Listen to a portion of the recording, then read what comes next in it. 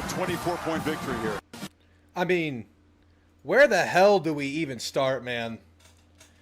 I mean, is this the year? We're capable of greatness. We just proved it. We just showed it. Death Valley at night, the biggest hurdle that A&M had in their time in the SEC. Yearly opponent. Could never get it done no matter how the season seemed. Good year, bad year. This was something A&M couldn't do. And A&M went in and left absolutely no doubt. No doubt. You beat a rival. You won a big game on the road. It was LSU at night in Death Valley, but it was more than that. That's what makes this so insane and just hard to comprehend. Because it was so much more than just Death Valley at night. It was the celebration that I just showed. It was the unity of the 12th man after the game. It was the players approaching the visitor section, big-ass visitor section in the corner at the end of the third quarter.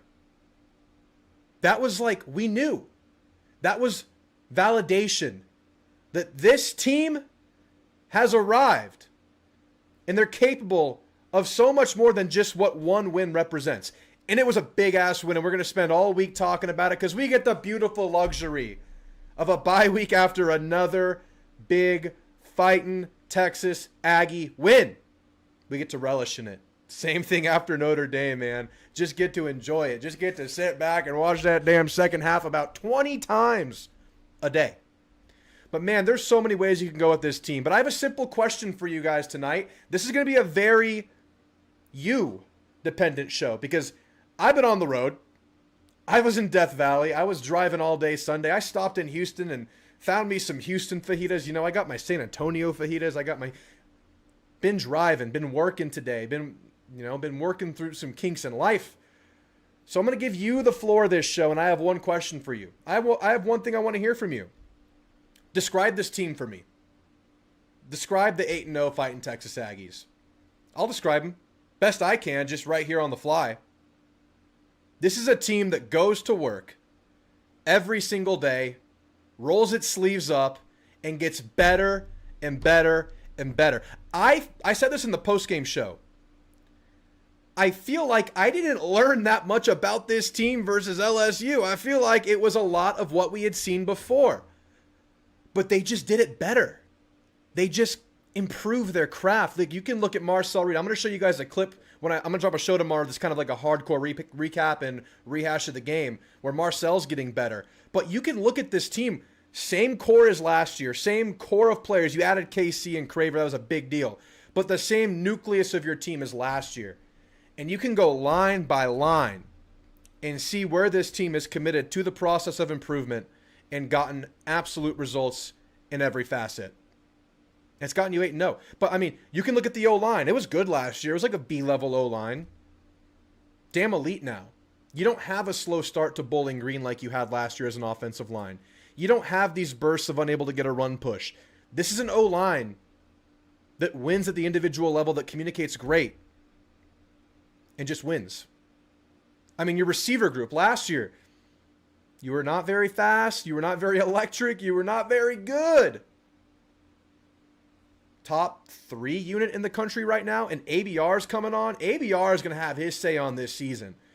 Because you know you got more than 4 games left right now, in all likelihood, 96% certainty according to the FPI metric. I think Bussey's had a big reception every game. And then, I mean, what do you have to say, man? Concepcion's a pro. You have an NFL receiver on your team right now. And you have a sophomore, Craver, who's like just learning how to walk, but he is an absolute weapon. So much better at receiver this year. Look at the quarterback. I mean, Marcel, man. Every game, tangible improvement. Every single game. He just hit the check down over and over this game. Took what was there.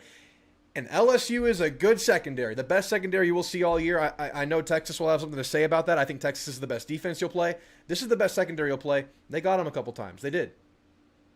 But you still saw improvement. You still saw him hitting that mesh, that quick out, waiting for the check down, being patient, not forcing things at the hands of a blitz. You're better at quarterback than last year, and it's gotten better every single week. You can look at the running backs where it's just next man up. This time last year, you lost Le'Veon, and you kind of sucked. Not this year. You're a better football team. More dynamic, more stuff, more things.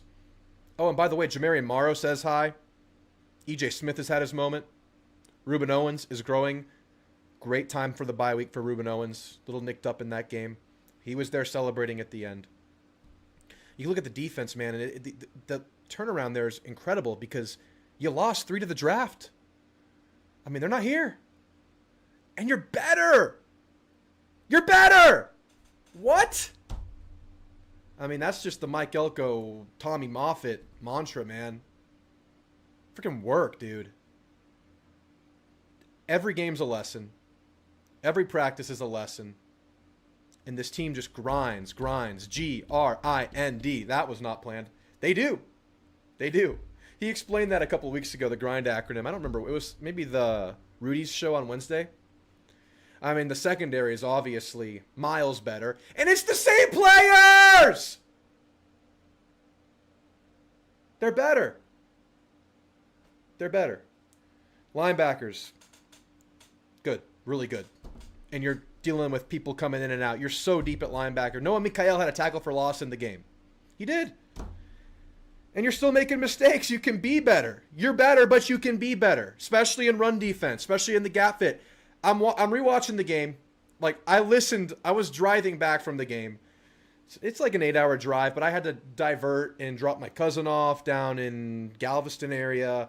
So it was a longer drive. I had to go pick up my dogs from my mom's house. So it was probably all in all a 11-hour journey because we did stop in Houston to get fajitas and other stuff. But I listened to the game on the drive. Didn't really watch it that closely because I'm driving, and I probably watched more than I should while I was driving, but listened to it, and it was really cool. I thought Herb Street was, I mean, I freaking liked Herb Street. I like Herb Street a lot.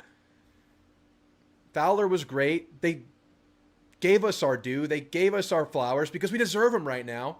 But I haven't gone through my hardcore kind of rewatch of the game yet. I don't even know where I'm going right now. That's just such an exciting time. It's so good. But the call-in link is pinned in the chat, guys. This is a call-in show. I want to hear from you. I'm going with just like their work ethic. That's like my description. They're just workers, man. They just get better. That's what Elko said day one. They're going to roll their sleeves up and get to work every single day. They're going to put their heads down and get to work every single day. And you see that in the macro, the micro, in every facet. And that's my description. I'd love to hear your description. I'll read off chat in a second. Calls, you're going to call in. You're going to describe the team. If you're calling in, if you want to type it too, bonus points. 4 games left. What's the record? 4-0? 3-1? 2-2 gets you in. Those are my questions for you. But guys, I have a big announcement. Pretty big. Pretty big. I got to give my man some love. I got to give my man JT, man, all the love in the world. Because we had a Hall of Fame contest last Thursday before the game. And if you're not familiar with the Hall of Fame contest, it's predict the score correct on a call-in. And you get to make the Hall of Fame up there. And nobody got it right. But in a much more real sense, JT, man, absolutely nailed it. I'm going to play it for you guys. How you feeling, JT, man? Drew, I don't know what this is, man. I was at the game 2021. Max Johnson, our own dear Max Johnson with a heartbreaker. Yeah. What are we talking about, man? 30 points, 24 points, 21 points. Oh, it's going to be raining. It's going to be a low, scoring game. Hell no. Hell no. We're walking in there for the first time since 1994, and we are getting a win. It will be 48-24. LSU is going to have 17 for, the whole back half and then score in garbage time like every team's been doing on us.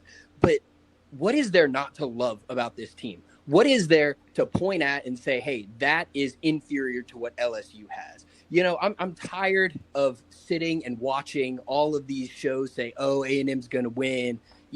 I'm not used to A&M winning. Put us as the underdog in every freaking game, except this one. Because when we have a chance to lose, we're going to have a complete performance, offense, defense, special teams, and we're going to put 48 points up in Death Valley to show people that Indiana, not the number 2 team.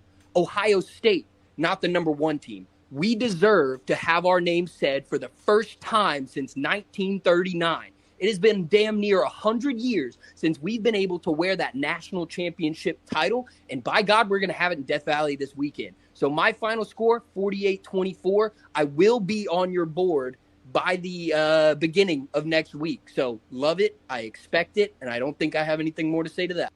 Insane! He got the special teams. He got the backdoor score at the end, which happened when we had our threes out there. And he got the score prediction right within a point on each side. But he did predict one more thing. He predicted one more thing. He said he would be on my board this time next week. And damn it, JT, man, you're getting on the board. JT, man, you're on the board. There he is. Honorable mention right there, JT, man. It's not the full deal, but he is on the board nonetheless. We got the honorable mention right here. Honorable mention, JT, man. 48-24, 1 point off. Nailed it. No one's ever been more accurate while getting the score wrong. It's never happened. He brought the energy. He nailed the Aggies.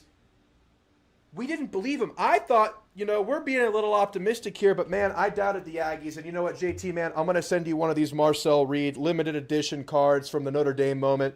It's not much. They're pretty cool. They're not the special ones, but you're going to get this handwritten letter, sign of our appreciation. JT, man, well done. This man, get this man a podcast. Get this man a mic. Take this mic away from me. This man has the pulse of the Aggies, the pulse of the vibe. This guy has everything. Oh, and I think we have him in the waiting room. JT, man, how'd you do it, man? How the hell did you do it? Drew, I don't know. I felt it. I was watching the game, and I'm not going to lie, it was like 3 minutes left, and I watched him, put Michael Van Buren in there, and I said, oh, do I want to win by 30-something points, or do I want to get this damn score right? And I'm not going to lie, it was a little bit of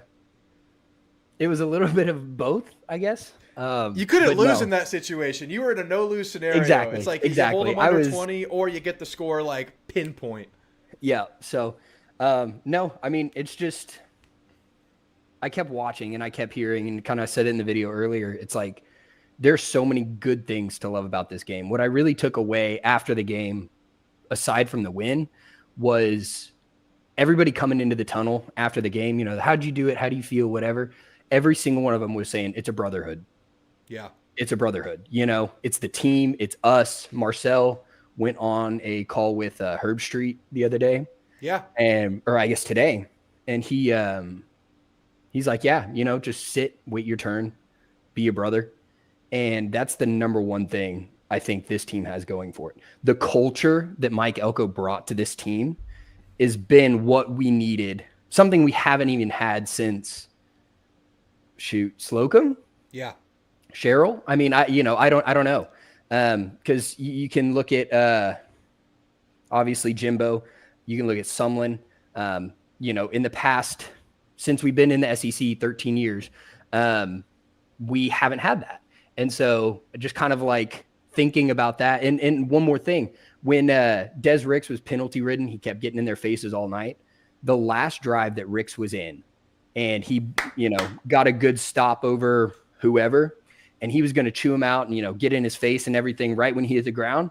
Albert Regis stepped up, grabbed him, and shook him to keep him away from the other player. Not because he was that excited and wanted to celebrate with his boy, but so he could prevent another penalty. And that's what a real team is. That's what real leadership is. You've got guys who've been on this team for that long. Albert Regis in his, fourth, fifth year, whatever, he's gone next year. And he is stepping up and making plays literally off the field to support his team, to get his brothers in line. And I have yet to see another team do it the way that we are doing it. So, I said it in my comment, hardest game's the one that we should win. Nobody can really touch you. I was going to come on and be like, oh yeah, Ohio State, Indiana, yada, yada. It doesn't matter. Belt to ass, somebody's going to be on that field next to you. You're going to play in the concrete. You're going to play, wherever the hell you're going to play. You've got to beat the hell out of the team across from you. And so, end of the day, I think the boys can do it. I don't know how the score happened. It's just, I knew we were going to come in with energy, score the most points that we have all year. And I knew they were going to get a garbage time touchdown because that's just how A&M rolls. And, you know, I knew we were going to play threes. If we were beating them that bad, we should play threes. And they provided. They stepped up.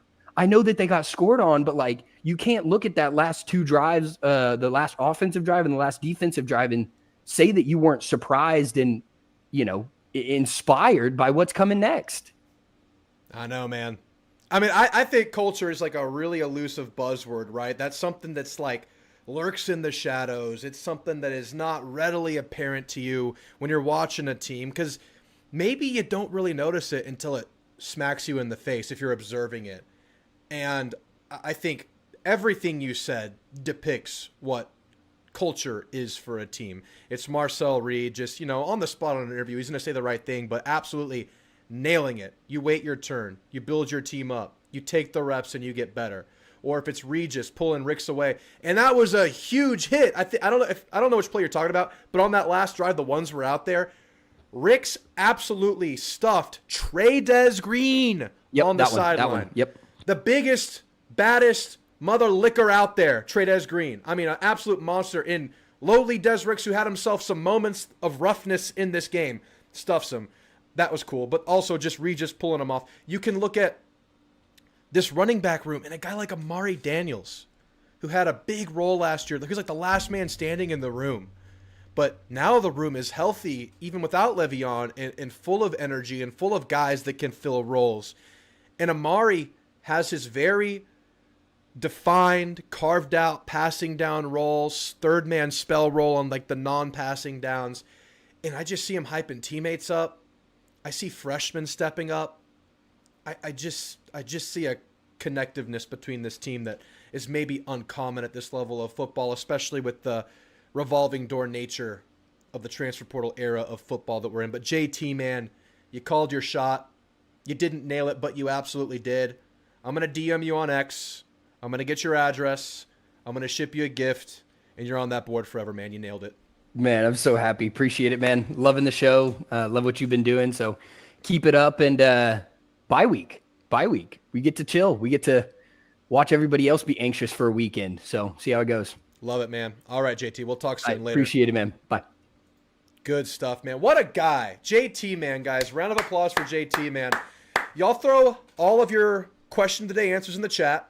I'm sure many of y'all have. I'm going to go through the chat now. So if you haven't written your description of this team in the chat, now's a good time to do it. I'm going to scroll up and I'm going to say what's up to everybody. And then we have tons of callers already waiting. So we're going to get right into that portion of the show here, guys. Thank you so much for being here. Once again, the question of the day for the callers and y'all in the chat, describe this team in a word or a sentence. And for bonus points, call your shot. What's the record remaining on the year between the last 4 games? We go in 4-0, we go in 3-1. What's the record? And what's our toughest opponent? Lots of questions, right? It's an interactive show, and we're talking about the Aggies. You want to talk about them when they're good. And guys, talk your shit. Talk your shit. Talk your talk. The Aggies are 8-0. You don't get this very often. Even great programs that are consistently at this level that we're striving to accomplish, the cream of the crop, don't have starts to their season undefeated through 8 games like A&M has. So be excited, be you, rep your Aggies, and have no shame doing it, guys. Let me read off the chat here. I see a lot of familiar faces out here. James Ellis says, Elko is our Saban. He's our Saban, relatively speaking. He is, but let's keep this thing going, man. Let's keep this thing going. I know Elko would hate to hear that right now, but I know what you're saying. Only watched the clip 214 times so far. Can't get enough of it. JT, man, absolutely nailed it, man. John Peroni, good to see you. How about those fighting Texas Aggies? How about them, John? Thanks for being here. Bo says, is it just me, or does every team we beat put their coach on the hot seat? Dude, we're leaving them reeling. We're not leaving them in a great spot. I meant to say, man, you left LSU in absolute shambles. You not only made a team quit, you broke a program. You were the last straw for a program. The body language on the sideline of LSU was atrocious from the head coach in particular. I mean, it's either a dead stare from Brian Kelly or he's just chewing out an assistant. There is no in between. He could be chewing out a player too. There's no like camaraderie. It's just like I'm staring at the game, hands crossed, or I'm screaming at someone. And he was screaming all night. He was shaking his head after A&M scored and we realized it was over. You left them in absolute shambles. And they're our rival, so I'll relish in it. They had to fire the guy. You were the last straw. You beat them so bad. You embarrassed them so bad in Death Valley. You dominated the stadium. You took it over. There were more Aggies in that stadium than LSU fans by like 10 to 1, ratio. And they had to fire the coach because that just is not a look that sits well with them. I mean, you're just going through them right now. And Eli Drinkowitz is not close to the hot seat, but it's the next target, right? Elko's headhunting, man. Elko's absolutely headhunting. Drew, I'm beyond jealous that you were there to witness that. Man, I had to make it happen. I've been not willing to pull the trigger on the LSU game for years because I've heard of their fan base, and the tiger bait and everything, but I've heard it can get nasty, beers thrown at you, whiskey bottles thrown at you. I don't know if it was because I was in the right section. I don't know if it's because they were humbled by their 2 losses. I don't know if it's because they hated their own coach more than they hated the Aggies on that day. But I really didn't have a bad time with the Tiger fans, and I felt like this was the right year to go. I felt like A&M had their chance to do it. I felt like we'd travel well. I feel like I'd have a lot of reinforcements this year. And shout out to all the Aggies. They were there supporting each other, and we took the damn stadium over, man. I made it happen. I had to go, man, and I recommend it to anybody. Like, go to these away games. Get your bucket list and check them off the box. I've done LSU. I've done Bryant-Denny. I've done South Carolina. I've done Clemson. I need to add a lot more. We got to get Georgia under the belt. We got to get Auburn under the belt. We got to get Ole Miss under the belt. But just go whenever you can. If you can swing it, go find the visitor section. Be with your Aggies. There's nothing like it. It's a special experience. And you love Kyle Field. But that unity, it was that moment, man. I already mentioned it. But that moment after the third quarter when the entire team approached the visitor section and the Fightin' Texas Aggie band, that was like the we arrived moment. You had just scored, I think, 3 touchdowns unanswered to start the third quarter. I think it was 3. 21 unanswered points. And it was like at that moment, every Aggie in that building and probably every LSU Tiger in that building knew that A&M is contending at the highest level this year. Because you just went and did it on the road, a place you don't do it at, and you did it in tandem. Complimentary football all around. It was an awesome moment. Good to see you, Danifest Mestany. Ruthless, 11-1 at worst. I think that's the goal. I mean, undefeated should be the goal. But 11-1, man, that should get you in Atlanta. I mean, the easy thing to say is we were here last year and we collapsed. This feels entirely different. The eye test is off the charts. The vibes test is off the charts. There's a path where I go on this show and my talking point is, and it's not my talking point, but it would be, A&M had the emotional win versus LSU last year, had the bye week, and then sputtered on the road at night, South Carolina. But this just feels like an entirely different team. And again, same players, different team, rolled their sleeves up and went to work. 11-1 at worst, Broken Coast Outdoors. I'm with you. Jonathan Ortiz, good to see you. Ebone Capone says, one word is difficult.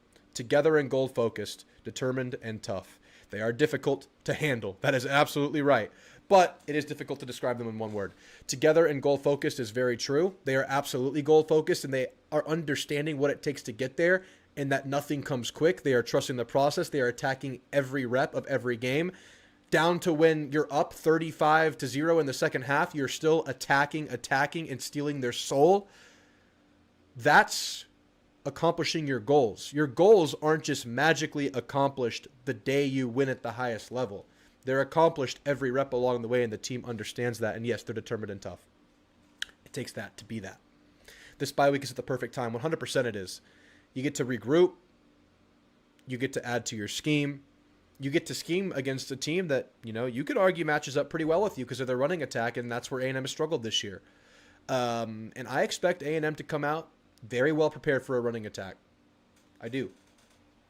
You have to go to Como now next week. I have to admit, guys, I am not the lucky charm. I wasn't at Notre Dame. I was at Arkansas, and I was at LSU, not at Notre Dame, so I am not obligated to go to every road game. I am not the reason. The team is the reason. You know who was at every game?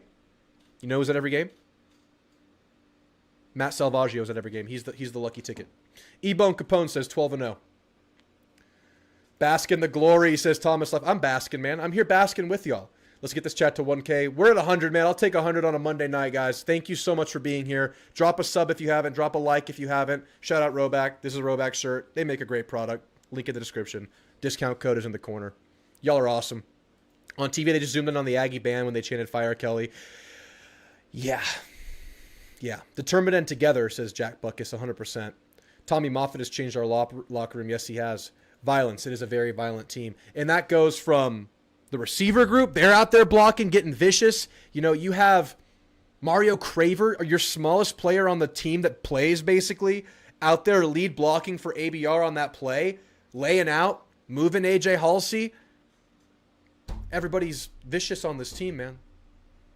Everybody's just thumping. That's what makes this team special. They're getting better every game, 100%, man.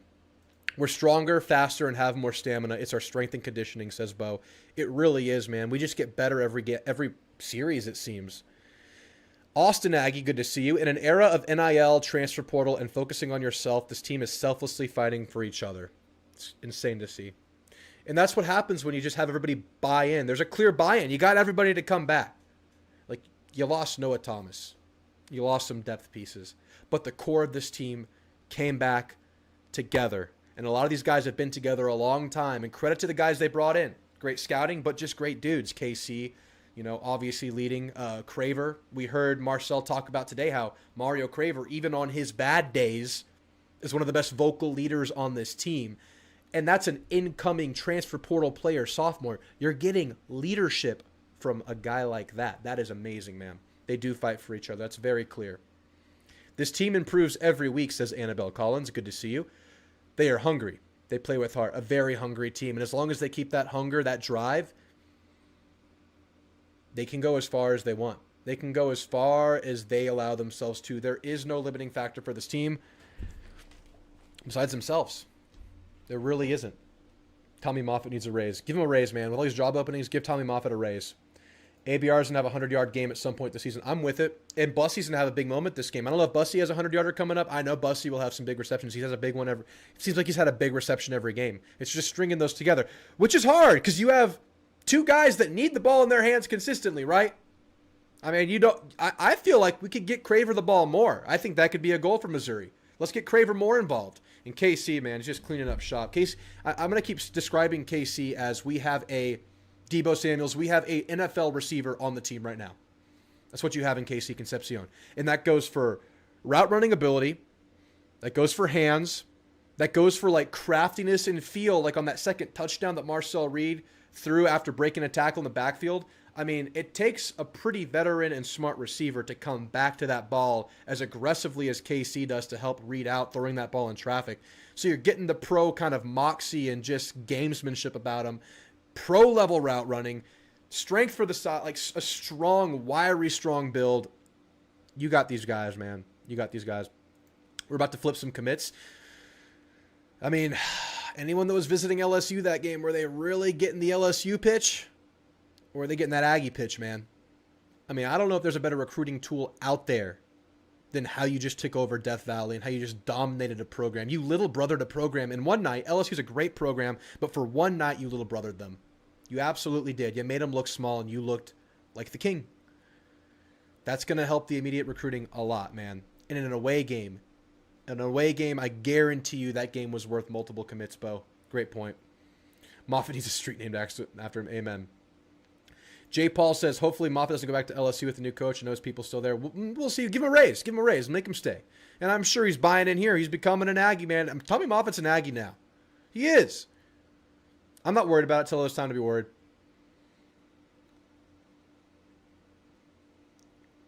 He's going to become the head coach at LSU. Amazing. Amazing. Gig 'em. Whoop. All right. I'll read a couple more, then we're going to get into some calls. We got tons of callers waiting. Panthers fan, SB, Solus Silencer, and many more. Play to wins in there. I think being in year 2 of Elko and addressing what you need in the offseason, injuries have not killed us this season. 100%. You're rotating bodies. You're fresher. Year 2 of the Moffitt method, compounding. You're the tougher team. You're in shape. Yeah. You definitely love the JT rant. It was awesome. It was an awesome rant. Let me see what else. Anybody else with the description of the team? Anybody else describe this team? Natty time, says Mark. If we're both lucky, this is an Alabama fan. Barnes, good to see you. He's a Bama fan, but he's a friend of the channel. If we're both lucky enough to survive and meet in Atlanta, it'll be a great proving ground for both teams. Roll Tide, but Bama has to get by 2 teams it doesn't match up well with and handle MSU first. It's LSU, but yes. I if A&M's able to make it to Atlanta, I dearly hope it's against Alabama. That's the great prove-it game of the SEC. Those are the right now, in this moment, the clear top 2 in the conference. We don't match up with you guys either. All right, guys. I think we're going to get right to the calls. Morrow was very impressive. He absolutely was, man. I think Morrow's going to have a huge role down the end of this, down the stretch of this season. Really is. Really is. Mississippi State? Okay, still at Mississippi State. Gotcha. I'm the only Aggie at my job, but every Monday the team still gets hyped up with how about the Aggies from my coworkers. You got to do it, man. You just got to do it. All right, guys. We're going to get right into the calls. Panthers fan 44. How you feeling, man? You're muted, by the way. My bad. You're good. How you feeling? I'm feeling so good right now. I love to see that win. Dude. I mean, really helped me feel better about the Panthers losing by 30, but we don't need to talk about that. How about the Aggies? I mean, you said one word to describe this team. I would say complete. Because, I mean, I expected our defensive line to dominate, and they did. Yeah. I expected Marcel Reed to get his on the ground, and he did. Absolutely, he did. I expected Mike Elko to outcoach Joe Sloan and Brian Kelly. He absolutely, completely did, to the point where it was so bad that LSU had to fire Joe Sloan and Brian Kelly. Yeah. That was just awesome to see. But other than that, like, I didn't see anyone just dominate the game. I mean, I don't know if I'm the only one who thinks that, but I saw 22 guys on the field who just did their job. More than 22, because we rotated like 40 guys in there. So there was just 40 guys all doing their 1/40th piece of the game. And I mean, like, there were some big plays, obviously. Cassius Howell, 2 sacks. Reed, 4 touchdowns. Casey Concepcion and Terry Bussey with some big returns. But there was no one who took over the game like how Mario Craver just took over the game against Notre Dame. We don't need one guy to step up. We just saw we just blew out a top 20 team on the road by 22 guys on the field just doing their job. And I just love to see that. And then the age of NIL and the transfer portal where teams just have no depth, we have so much depth. And that's what matters so much going in late in this season. It's kept us healthy. And just like so many guys, they go into a program like Alabama or Georgia and they expect to get playing time in their freshman year, and then they don't, and then they transfer to schools like Texas A&M or Baylor or Texas Tech, and we have so much depth, and to have so much depth in the NIL era, in the transfer portal era, is such a huge deal. I love that so much about our team. Like, Marco Jones, I fully expect to get 3 sacks in a playoff game, and he's like the 5th guy coming off the edge. I just love our depth so much, and I love how complete this team is. Yeah, dude. I mean, how many teams? I mean, I'm sure some do at the highest level, but you have seniors rotating in off the bench, willing seniors that are playing that role like an Amari Daniels. You have juniors coming off the bench. I mean, Damian Sanford off the bench, changing the game for a couple of games. A guy that waited his turn, a guy that got his opportunity. A guy like Julio Humphrey came to your team, and now you're seeing him kind of develop that spell role. You have a guy like, he's not playing right now, but like a guy like Bryce Anderson in that rotation. I mean, you have a guy like Dalton Brooks stepping up now into that role that Bryce Anderson had to vacate. You have guys in that D line, like a Dayon Hayes is a senior in a role. DJ Hicks is a junior in a rotational role. I mean, you can go on and on and on, and this team just hits you in waves as a unit, wears you out with numbers and talent and scheme. I mean, our entire staff, from Tommy Moffitt to Colin Klein to Adam Cushing to Jay Bateman to Mike Elko, shoved the entire LSU staff that, to be fair, kind of sucked, but they shoved them in an absolute locker the entire second half. And even in the first half, this game should have been much more convincing in the scoreboard, and it was convincing. It could have been much more, because the only reason LSU had any life in this game were A&M mistakes. It was a dropped snap, or a bad, a snap that shouldn't have happened. It was Fayu's first game in, playing in Death Valley, and he snapped it. And that kind of blew up that series right there. It was a red zone interception, and you give him credit there, but that's a miscue by Marcel. It was a blocked punt, which you just can't give up. And it was things like that that just gave them life in the game. You dominated from start to finish outside of your own mistakes. It was full domination. Like you said, a full 44, whatever it was. And it was beautiful to see. All right, Panthers fan, give me your closing thoughts, man. Great call. I think my closing thoughts is just how wide open this season is considering our schedule. Because South Carolina at home, like we're gonna win that game. If we had to go into Columbia, I would be a little nervous. Yeah. But South Carolina is like 3-5, 3-6 or something right now. They're just not that great. Going into Kyle Field against an A&M team that's just gonna be humming along, that's gonna be a win. We get Stanford. I mean, we're gonna be favored by 65 in that game if there's even a line out. Right. And then Missouri is on their third string quarterback, which I mean, going into Columbia against the Missouri team that's got like the number 3 overall defense in college football or something like that. Their defense is nasty, but they're on their third string quarterback. Like we're going to be 11-0 going into the Texas game, and I don't really know what to make of the Texas game in Austin. It's gonna be hard. It's in Austin, but Texas has at Georgia and Vanderbilt in their next 3 games. If they drop both those games, Texas, if they're 7-4, that team is going to be checked out. I mean, they're already almost checked out at this point now. So if we play a 7-4 Texas team, that team is just going to be checked out, and we're going to be 12-0 going to the SEC championship game probably against Alabama and a first round bye in the playoffs. Basically, as a conclusion, I just love how wide open the season is for us. It feels like we're just a team of destiny, like Ohio State last year, just a team of destiny that really can go and win it all because of how much depth we have, because of how complete the team is, because of how good the coaching staff is. Yes, sir. Amazing. Well said, Panthers fan. Thanks for the call, man. Appreciate it. Great call. And yeah, that's actually right what I was about to go with it, David. At some point, battered Aggie syndrome and hope will fight. It feels like there's this resistance within me that wants me to expect the letdown. It wants me to expect the game where A&M just isn't themselves and it all comes crumbling down.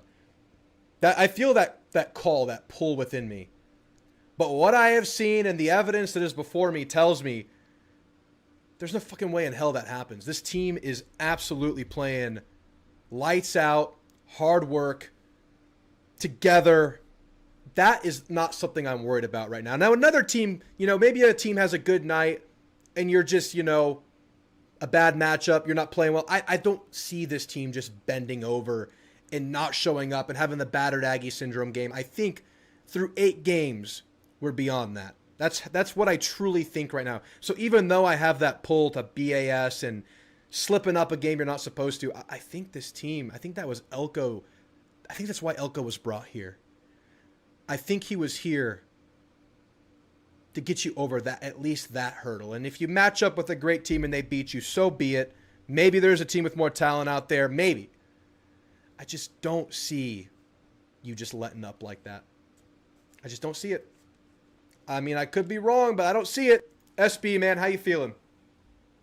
Yo, what's going on, man? How are you? I'm good. Doing great, man. Doing great. How you feeling about this team? Dude, I mean, it's just rolling now.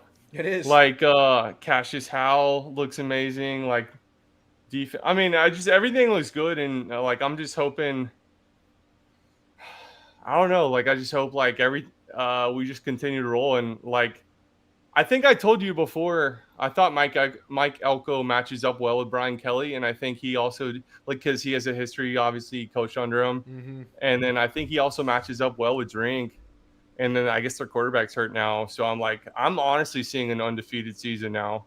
It's crazy to say. Yeah, I know. I'm kind of I'm with looks you. like, yeah, our defense matches, Elko knows Drink really well, and he tends to do well against coaches he knows well. So the Missouri game obviously we could lose, but I mean, it's just looking good. Hopefully we get Moss back. Is Owens back? I don't know. I know he was jogging around when we were celebrating down there in the corner, but whatever that means, and you get a bye week, so I would assume he's all right. He kind of hobbled off on his own power, so I think he'll be all right. I think it's probably just like an ankle roll, but we'll see. If he's jogging after that, then he's fine. Yeah, because it's probably a little swelling at most or something. Okay, yeah. No, sorry. I didn't really call in with much to say. I've just been listening, but I don't. It's just amazing. It's amazing. Like what a performance at LSU. Like obviously everyone said it, but like I Yeah. didn't see it like being that bad. That was. I mean, that's Brian Kelly got fired. Like Yeah, yeah, that of was course. I bad. mean, he plays a competitive game. That's such a big buyout. I don't think they fire him. I think they hold off. But that was just so utterly embarrassing to their program and to their soul that we had to move off of it. We cannot have that look on this program, is what they're thinking. And I mean, we made them pull the trigger. I mean, even in my, I mean, JT man called it. I'll give him credit. But even in my most optimistic like perspective of this game, I didn't see it going down 35-0 in that second half. I And I don't just think. I mean, you got to be different. I don't like none of the experts did.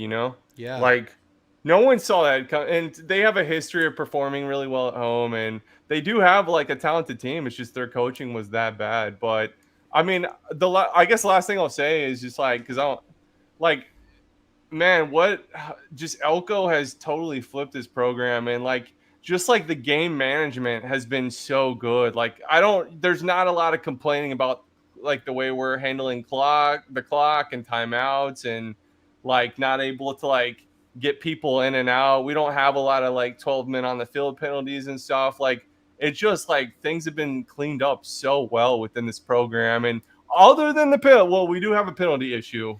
And that is still something that really needs to get fixed. But when we play clean, man, we're a deep team and like we have a lot of weapons and it's like, if man, what a jump from year 1 to year 2 and like from Jimbo to year 2 Elko. Like Dude. it's insane the improvement that's been made and like I mean, I just think everyone's got respect for us now and we'll see what happens. Like it does become a different thing when you're, the hunted. 100%. 100%. But we were the hunted in that game. I mean, we were their ticket back in. And Yeah. SB, thanks for the call. I'm going to let you go and I'll answer this off our call. Thanks. Have a good night, man. Yeah.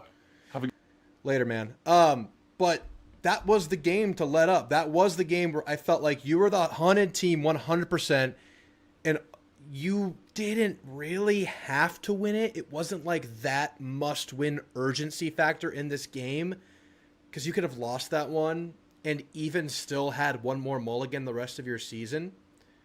You didn't have that factor. They did. That makes you the hunted. But also, the way that first half went, I told y'all guys, I sat here and said it in front of y'all and everybody, that the way LSU wins this game was you just make mistakes. Bad penalties, turnovers, blocked punts, miscues. And it was like a comical amount of that stuff in the first half. Worst case scenario happened in my mind. That was worst case scenario. And the response was 35-0, man. So that tells me, like, if you're not going to slip up in that freaking moment, I mean, when are you? That was it. That was your chance to BAS. It was happening, and then it didn't. Insane. That's like, it's just against a lot of what we've seen in the last 15 years or so. It's like you so slip up in that moment. You so don't win the Notre Dame game late. You so slip up against Auburn and make that play doom you, and your defense doesn't hold up in the end. I mean, you so let Arkansas in the back door. I mean, at least one of those things or multiple happen with our, like, preconceived notion about A&M over recent history. But in the biggest moment, in the biggest game, you let them in and you just slam the freaking door shut. And that's what gives me this confidence that they just don't slip up. And maybe a team outplays you. Maybe you get a really good effort and you can lose a game. But I don't see it by A&M laying just an absolute overall egg, offense, defense, special teams. I don't see that. And, you could have one area of your team have a bad game, but there's always something to pick this team up. And last game, it was the whole team. Solus Silencer, you're on, man. How you feeling? Howdy. Gig 'em, everybody. How's it going, Drew? Amazing, dude. It's going really, really well, man. Kudos to you for being at the game. That is an awesome experience for sure. Takes me back to my days when I was at A&M myself. But how about them Aggies? How about them Aggies? I mentioned this to you in one of your tweets, I think earlier today or earlier last week. This is the season that we have all the receipts from last season and the season before that, and we've come to collect. And boy, have we started to collect on everybody who beat us, has doubted us, has talked trash about us. This team, inside and out, is different than anything that we had with Jimbo Fisher, with Kevin Sumlin. This team, like Elko says and has mentioned multiple times in various ways on the Pulse, their togetherness is better, their culture is better, their determination is better. Every side of the ball, offense, defense, special teams, it's all clicking and connecting. And you ask what the prediction is for this team, I'll tell you the same thing I tell you every time I've called in. Sky's the limit for A&M. There is only one group that can beat us, and that is us. And once we stop getting in our own way with the penalties, the miscues, etc., which some of it isn't even our fault. And once we have actually, because it's funny, we are 8-0, undefeated. We are dominating in conference play. We have still yet to play a full, complete 4-quarter game. Amen. What do you think is going to happen once that clicks and is set in place? We will never be stopped at all. This is a championship worthy team, like we've seen when Georgia and Clemson and Alabama have had their amazing like runs being the national champs. I mean, just look at the defense. I went through the numbers really quick while you were on your last call. So far in our 5 games in the SEC, when it comes to third and fourth down conversions for our opponents combined, they are 10 of 63. Who That's does insane. that? That's insane. Who does that? 10 of Championship teams do that. 63. Yes, that is just under 16% success rate on third and fourth downs. Meaning, if you do not convert on us in the first 2 chances you get the ball on a drive, you better pray to God that he's on your side, or you're not going to convert and you're going to get the ball right back to us. And then just Did you say 10 of offense. 62? 10 of 63. 10 of 63. Okay, so you gave up, the most you gave up was 5 to Arkansas, but then it was, Yep. I think, 0 to Auburn. 0 to Auburn, 1 to, I think, Mississippi State, 1 to Florida, and then a couple to LSU. That's crazy. And that includes fourth down. That includes fourth downs. One of them didn't even bother to attempt fourth downs because I think they knew better. But that's besides the point. The defense is clicking. You would think with the players that we lost from last season who've gone on to the NFL on defense, that the defense would be slacking. Absolutely not. Elko, being the defensive mastermind that he is, would not allow that. And I mean, look at Cassius Howell. 10 sacks. And we're still a third of the way to go in the regular season. Better than Scorton, better than Stewart. I have people saying... Combined! I have people saying that, and this might be a stretch, depends how you feel, I have people saying he's better than the likes of Von Miller and Myles Garrett. I saw that, and I'm not going to go that far, but I will say, if He's this up season there. goes the way it is, it continues to go the way it's been going, he is on that list. He is. He is. If you're Oh, putting them, absolutely. like if they have murals, you're putting your best D lineman in your history, recent history in Kyle Field. If you're going to put Vaughn and Miles up there, if this season continues the way it's been going, you must put Cassius Howell up there with them. That's the kind of year he's Easy. having. It's that He's dominant. on the Mount Rushmore. He He's is. the Mount Rushmore of defensive players. He is Yep. amazing. The fact that we got him from Bowling Green, thank you, Bowling Green. You Thank get you. an assist as we ascend to the top here. But I legitimately do not. I look at the schedule. I have it up right now. I don't see anywhere on here, given the way our opponents have been playing, underperforming for some, unfortunates for others, like what's going down with Missouri and their QB situation. I don't see anywhere that, unless we get in our own way, I don't see a loss in the regular season. I don't either. And right now, if I'm looking at the landscape, from what I've seen, just eye test, take away opponents, just what you see, I think there are clear four best teams right now. It's obviously Ohio State, it's Indiana, it's Alabama, and it's A&M. I think those are teams we could lose to, right? Those are teams that could beat us.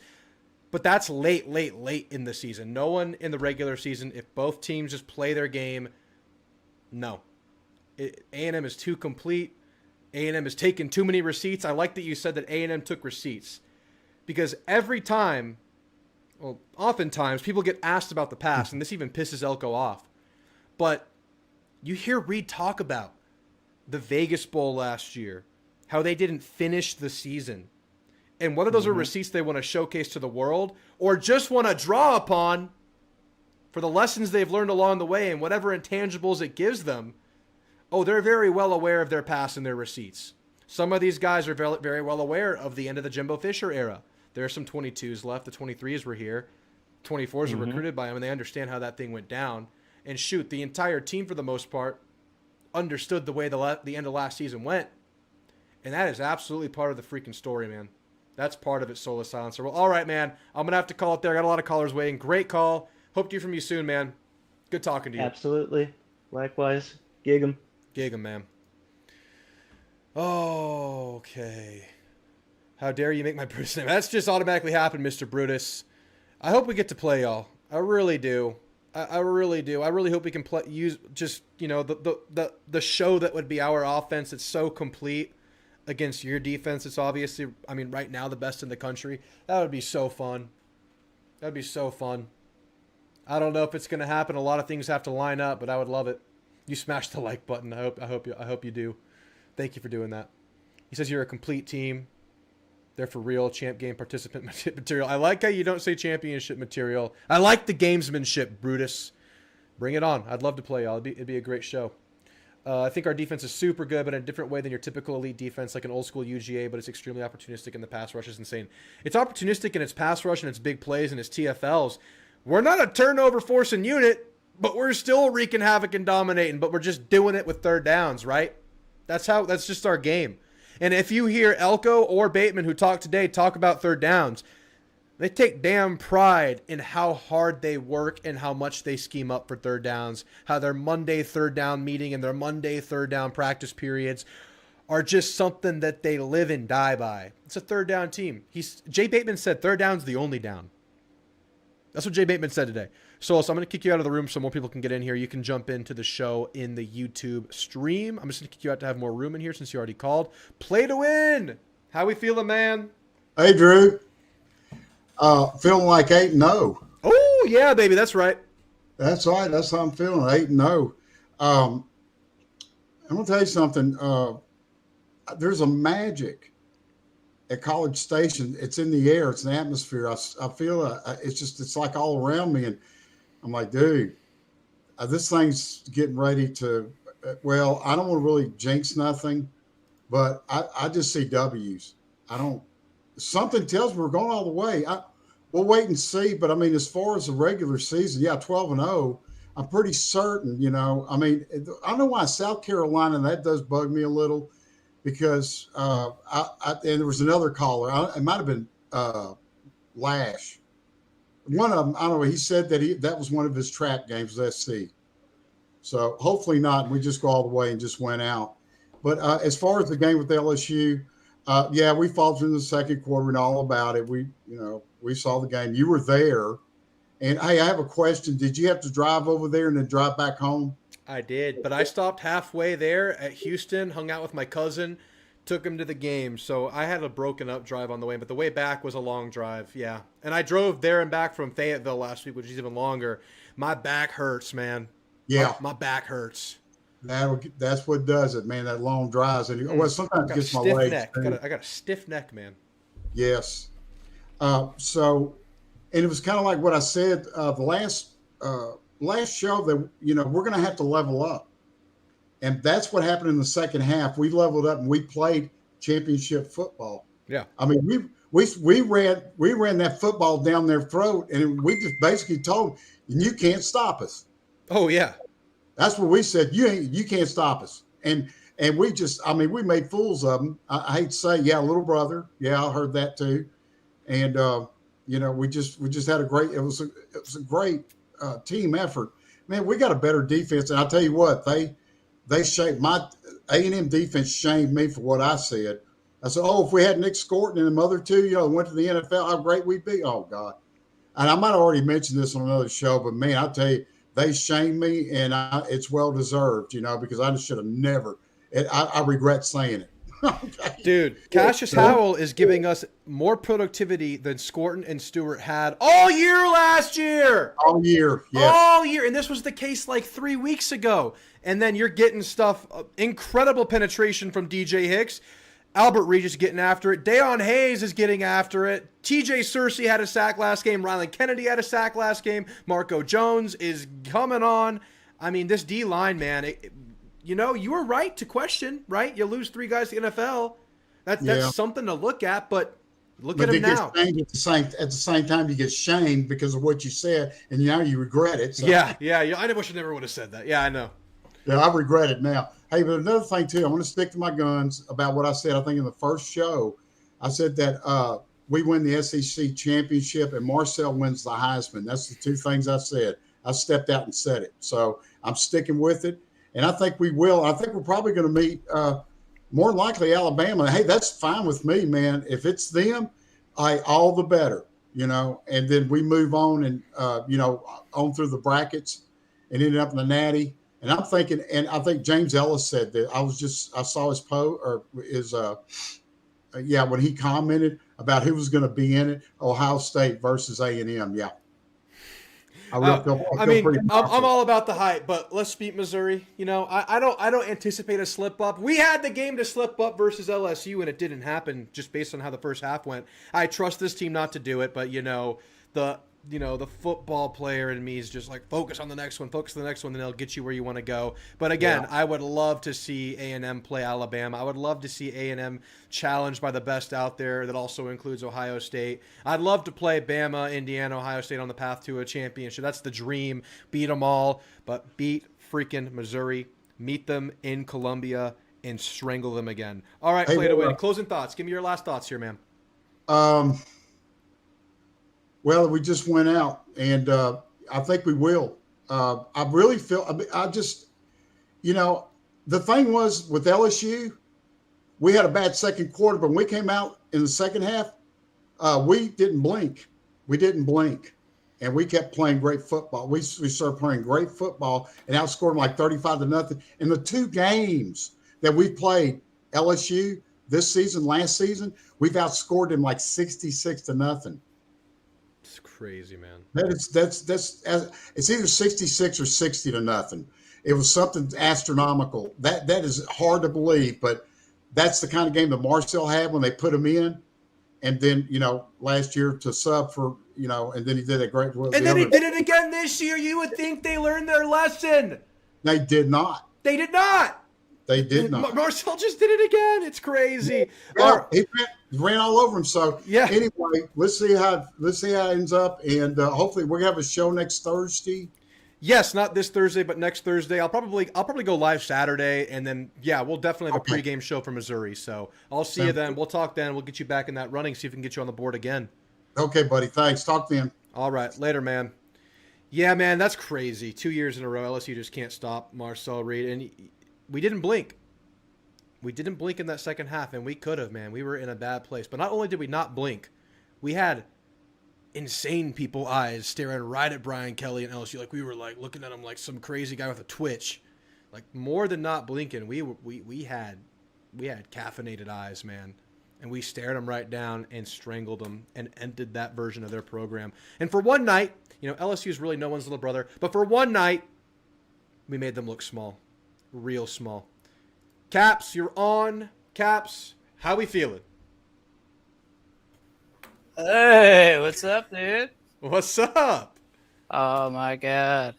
We slayed another beast, another demon down. We took down the voodoo weirdness in Baton Rouge, man. I saw a video of a lady actually partaking in voodoo. Oh yeah. During the block punt, yeah, they were doing their weird shit. They always do it. They're weird. But right. You didn't see any of that firsthand, did you? I don't think so. I felt some weird waves of energy behind my head, so nothing I saw, but I could say I maybe felt something. Maybe that's why you got a stiff neck, the voodoo powers are abound. But that was crazy, man. What a freaking game. What a tale of two halves, dude. Looked like we were letting it slip away. Brooks dropping that gift of a touchdown in his hands there. Yep. Just a lot of weird stuff, and then it was like it didn't matter. We came out and just stepped on their throat and reaved their souls, man. It was insane. We were absolute reavers of souls, no question about it. But man, I mean, what does that tell you about this team? Because, okay, so a couple things. I already said this, but that was like verbatim the scenario that I laid out, and many people thought would lose A&M this game because clearly the better team, based on what was on tape. But if you let them in the door, they were going to stomp their way in because that was their savior to their season.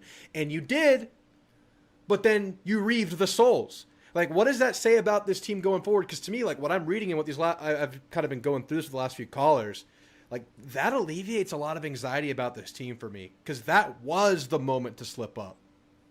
Yeah, I mean, it's a true culture change, not just with the team, but with the fan base. Like, it's the whole Elko effect, man.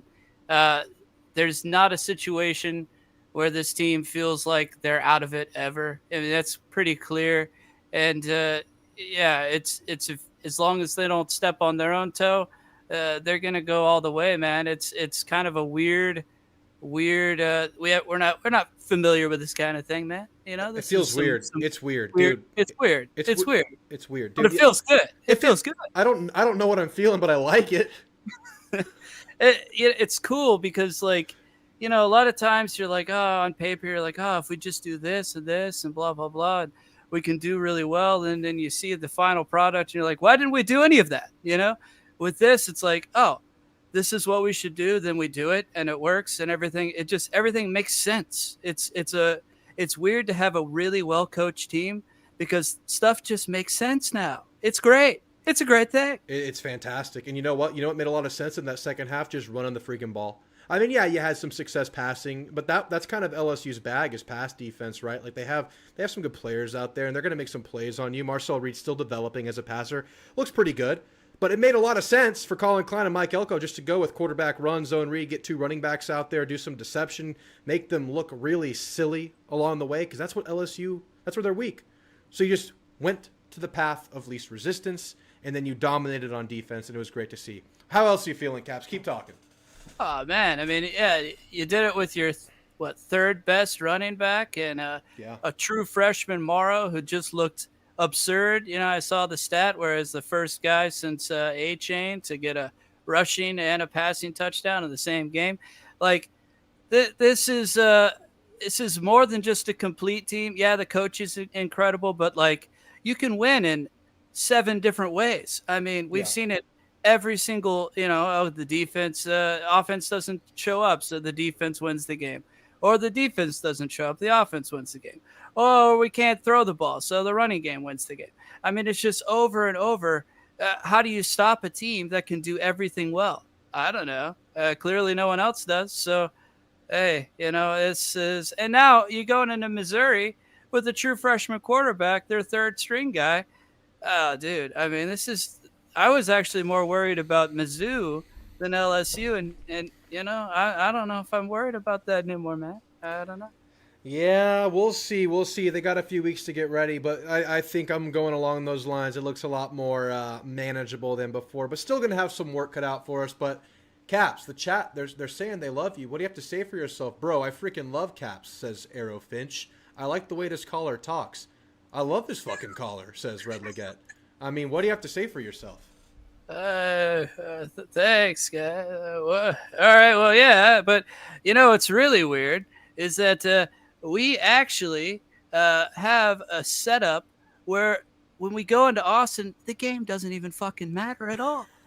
Like, that's the coolest thing ever. Because, I mean, look, voodoo aside, Austin is a completely different thing. That's all political and weirdness. Like, you can't, that's even stronger than voodoo. I would much rather go into that game with, okay, you lose, it doesn't matter. We're still going to the SEC championship. Who cares? That to me is really the goal that we should be focusing on.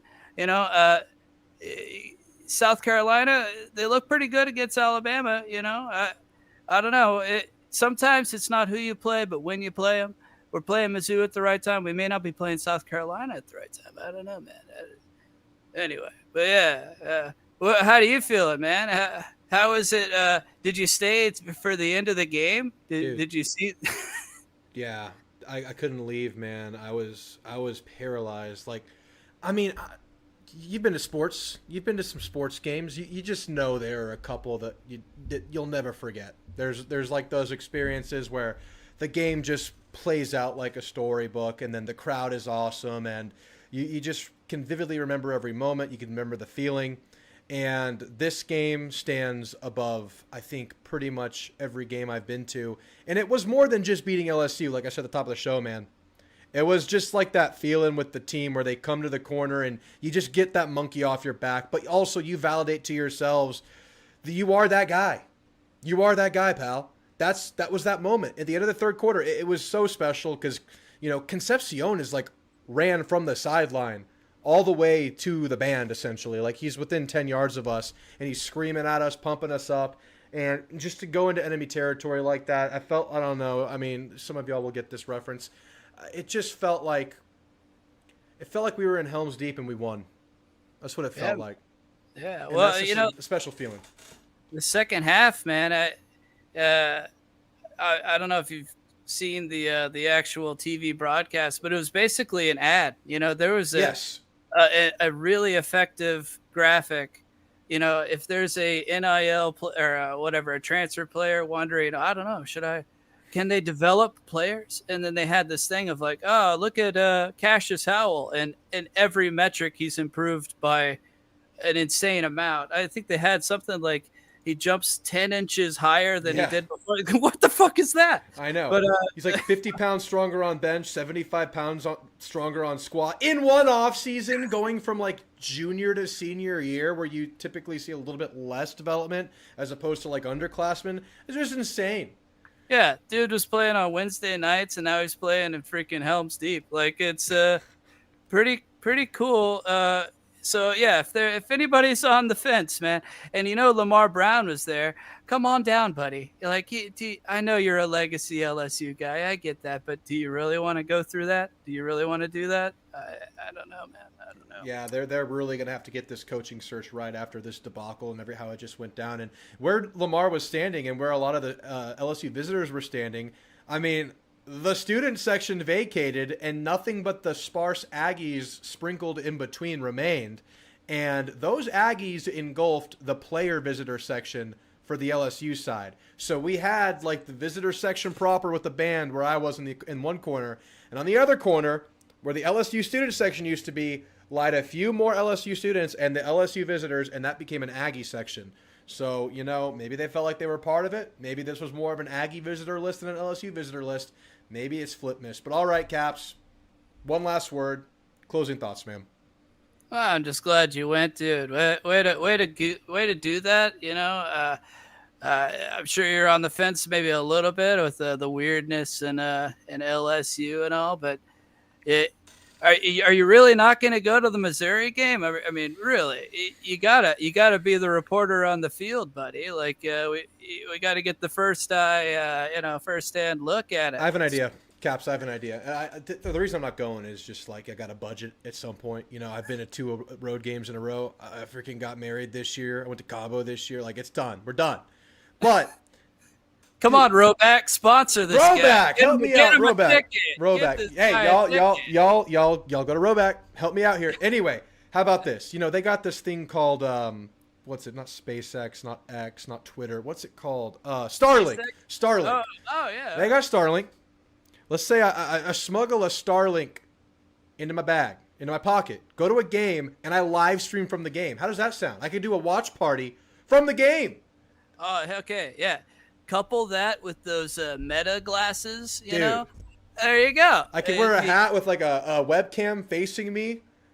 I think that's illegal. Should I walk in like this? I got Meta glasses on. I got a face cam hanging off my head, and I got a big old like satellite receiver on my back, dude. Yeah, just become a Twitch streamer, buddy. There you go. That's what they do. That's what they do. Yeah, I'll be live streaming the Missouri game, but it is my dream eventually to honestly stream on the road, and that's something I'll have to save up for and accomplish over the years. But Caps, it's always good to hear from you, buddy. You have a good night. You too, buddy. As always. See you later.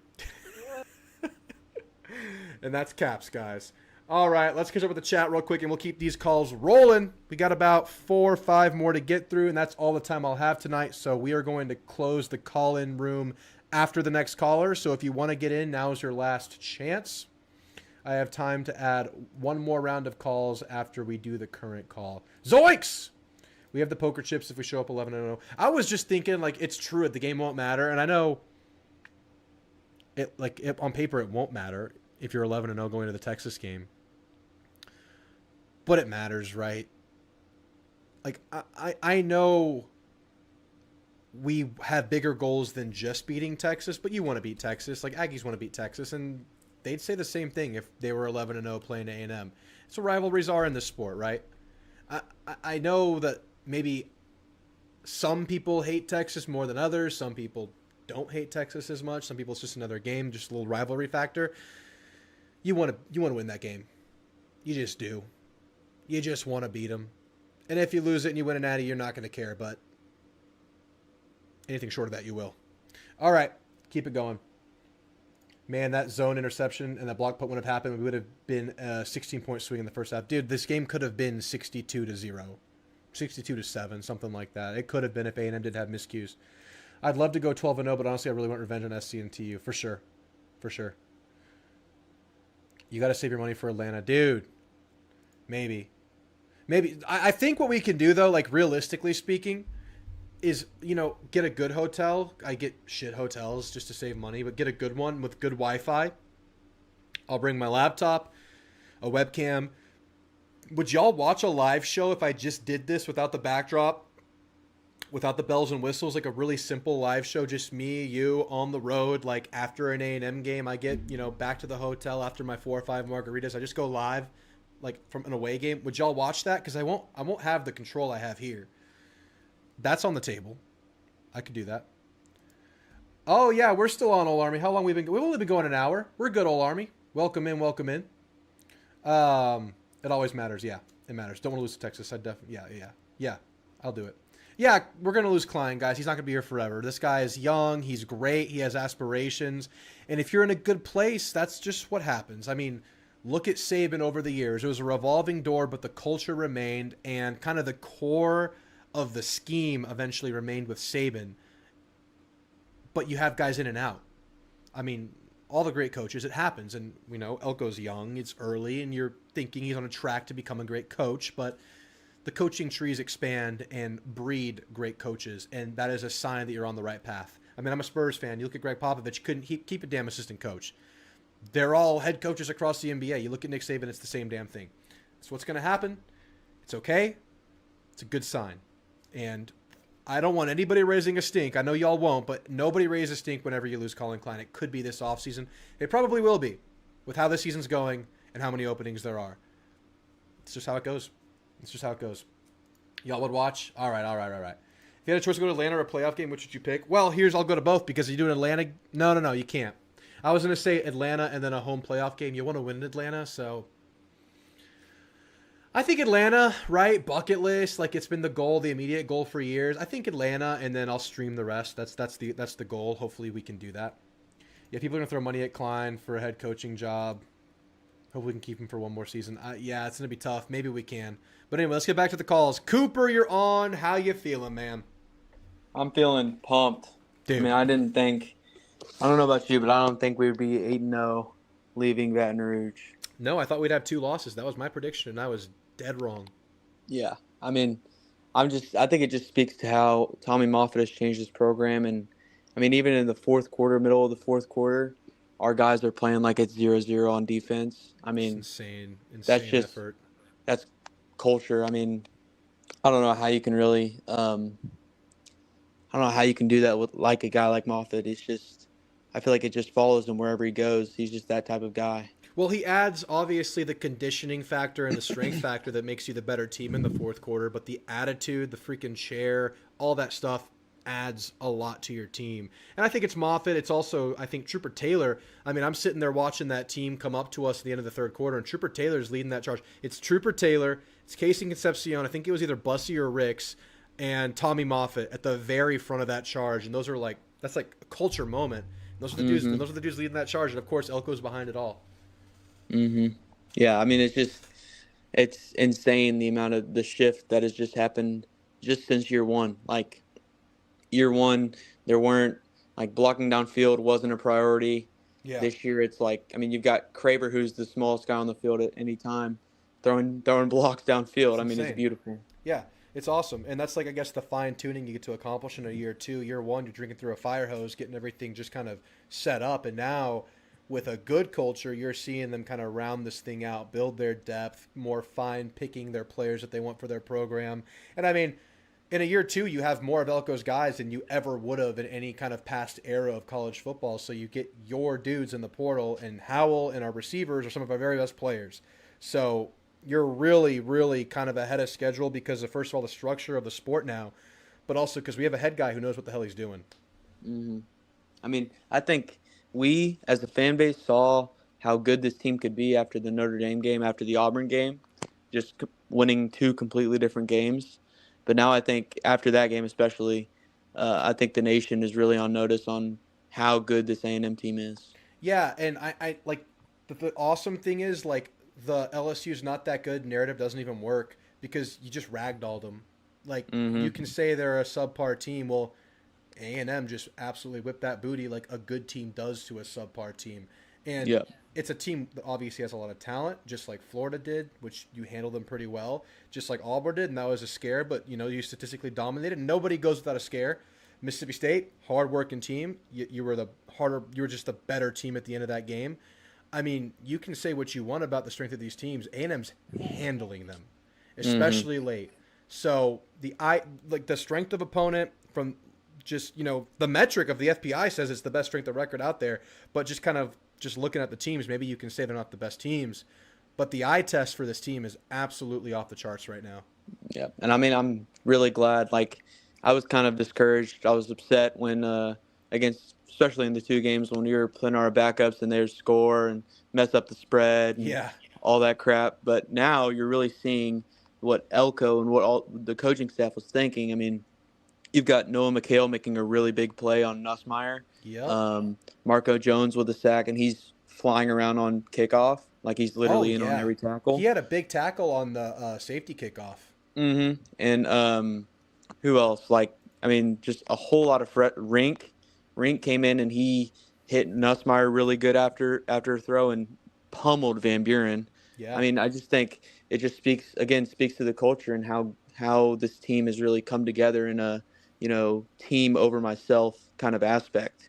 Yeah, and I love how you highlight those guys. There's a lot of freshmen that are out there playing, a lot of young guys playing. There's definitely an effort to play those guys. Like Mikael and Marco Jones both get their moments. Rink's getting his moments. Dalen Evans is getting reps. I mean, offensively, ABR is a redshirt freshman with a big role. You get Robert Borden some reps. I mean, Bussy is still young. So you're laying groundwork, but also getting quality reps out of these guys. And yes, a lot of that comes in garbage time, but they are getting real reps in these games. So you have upperclassmen, young guys, all adding to this thing through the depth ranks. That is what great programs do, and we have a long way to prove that we're great, but we're on that path right now. It's very clear. And I mean, how about Jamari Morrow, dude? Yeah. Like, just 3-star recruit out of Memphis, Tennessee. I mean, I didn't even really know about him until the beginning of fall camp, and then he just comes out and he's just he's running behind his pads and he's spinning and he's making moves after the catch, and it's great. Like the stable. I mean, even without Le'Veon Moss, I mean, you saw how losing him affected us last year. We couldn't run the ball efficiently, and I think this year you've got 5 different running backs that could start at any SEC team. Absolutely, man. And that was a direct weakness of this team last year was what the running back room became. And you were out without Moss, obviously, in the game. And James Ellis, I did see your message. Yes, I did see Moss up close in his scooter. You asked that, I saw that. But you eventually lost Owens for the game. And you don't skip a beat because this guy, Morrow, is legit going to be a star here. Like, he is on that path. You can clearly see it. Receiving game, running game, hits the hole really hard, great acceleration, great torque, great pad level for his size. I mean, it's there, and that's something you didn't have last year. That's why I started this show just talking about how much this team works and just improves upon every one of its weaknesses. And what you described there was an absolute weakness of the team last year that's not there now. Yeah. It's amazing. I mean, if there was a BAS game to lose in a particular Aggie fashion, it was that game, and Elko's pretty much just killed it on my end. Yeah, that's exactly right. That's kind of what I've come to. It's like that was your moment to lose. And honestly, there have been multiple moments like that this year, like in moments of games, like Notre Dame scoring late, and you get the kick return called back. That was like a BAS moment. The late pick versus Auburn, the way you couldn't get out of your own way in that game, kind of BAS moments. But this was like a BAS game for for the first half, really. Like, clearly show you're the better team. Like, we knew that going in. Fall behind because of your own miscues in a big way. Like, that lasted a good 5 possessions, like miscues. And then just not skipping a beat just cured so much of that for me. But all right, Cooper. Yeah. Great call, man. Thanks for calling in tonight. You have a great night. Yes, sir. You too. Later. All right. Morrow and new RBs are going to be awesome. Yeah, we're in such a good place. See a little more EJ. I think EJ will have a role, man. I think he'll still keep getting some. I think they're going to feed the hot hand, though. ABR's one-hander was sick. It was sick. That was a pretty good step up and throw by Reed, too. Not the most accurate, kind of a risky ball, but made it happen.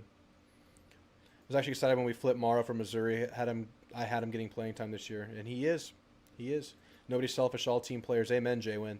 Amen. All right, Noble. I remember last year, Noble. I think you were my first caller after we beat LSU, and here we are a year later, and we're back, and we got it done back-to-back versus LSU, but this time a night game in Death Valley. How we feeling, man? You know that meme, that Paul Rudd meme, like, look at us. Who would have thought? That's us, Not man. me. Not us. That's literally us. Not me. Actually, I will say, I anticipated a lot of success, but walking to your tap, take over your trap at Death Valley was not on my bucket list. I mean, I thought we'd be really good, but this is next level. Like, textbook take over your trap. Like, textbook to the T, take it over. Do you know what this felt like? And let me caveat, like, we are not 2019 LSU, but do you remember that team walking into Tuscaloosa and then just beating Alabama, and then their team was talking shit in the stadium? Yeah. It just kind of felt like they took over. That was our moment. Like, we're not 2019 LSU, but we took over a stadium. We beat a premier program, regardless of what their record is and whatnot. Like, you don't just to go in and murder somebody, and we put a wet pillow over their face. suffocated with the depth so bad. Like, I don't know if you saw my chat earlier. Like, LSU boosters don't have the money or the inclination to fire Brian Kelly and pay that $500 million buyout until after what we did to him. I know, dude. I mean, we made a program quit. We made a program end. We made a fan base completely give up on a team. I mean, it was a total takeover in every definition of a takeover for a road team in a hostile, storied home environment. And that just makes it so satisfying. And LSU fans, like, y'all have a good program, obviously. LSU will be back. Yeah. But for one night, we were your daddy. We just were. for 2 years in a row, I might add. For 2 years in a row, we're Poppy. You'll get it back. Well, You'll get it back, but it's our time, baby. It's our time. Yeah, we got to go into Death Valley again next year, but that's next year's problem. We're not. That's right. We're going back next year. Damn it. Well, we can. We Hey, they got a new. we can do it now. Yeah, we have a new head coach. We've proven it. Honestly, like, what a year for this! Felt like a year of the exorcism, just expelling all these demons. And God, I wanted murder BAS the same way we murdered LSU on Saturday night, and I think we're on our way to doing that. But like, I just got to shout out this coaching staff.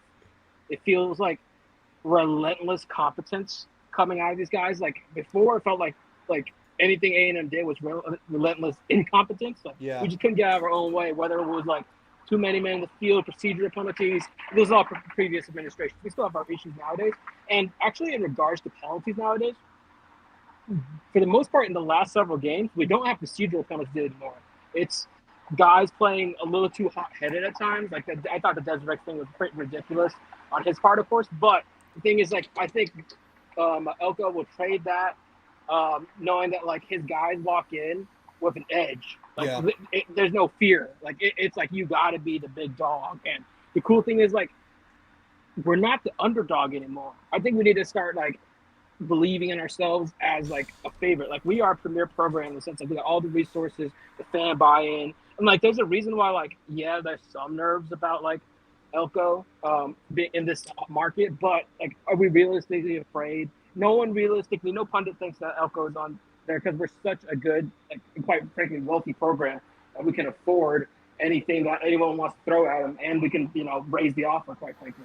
Yeah, and I mean, here at A&M, he can be the first one to wake the sleeping giant. It can be his program. It can be his legacy. And I think that's something that they pitch all the time. I think that's a recruiting point here. It's like, you have the ship you need here. Be the first one to pilot it to greatness. Yeah, be the captain. Yeah. And I think that's a big selling point right now. And as it grows, that's what a program without history can pitch. And as it grows and you build your history, there you go. Yeah. What do you think? Because I got so many thoughts about this team, the players, the staff, and everything. But what do you think, like, about the rest of the season? Like, I said, like, with Elko, the ceiling was always high, but he's raised even higher. But now, even more importantly, the floor is low. Even our worst games are, like, against, like, mildly our like lower tier opponents, but like we still put them away. Like before, like with other coaches, there was an actual fear of losing those games. Now it's just like we didn't play to our standard, but we still win by a sizable margin. Yeah. Yeah. I feel like this team. I think they're gonna definitely be 11. I feel like they're gonna be 11-0 going into Austin. I agree. You could lose that game. It's a rivalry, right? You throw a lot out for a rivalry. Whatever happens, it's a losable game.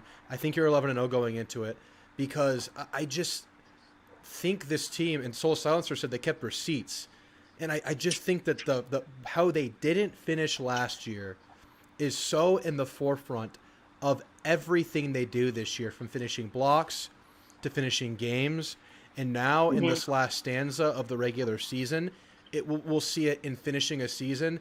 And right now, based on everything I've seen, based on how we've seen this team just respond, I mean, I think we see their best football yet every week going forward. I just think the best is still ahead based on what we've seen about this team. And that's why, like, obviously there's a world where you're 8-0 and it's not real, right? And you've kind of just wimped your way to a few close wins, and, you've kind of gotten lucky in regards, and, luck's always involved, but I just think we've seen that improvement from this team every week, and there's no indication that's going to stop.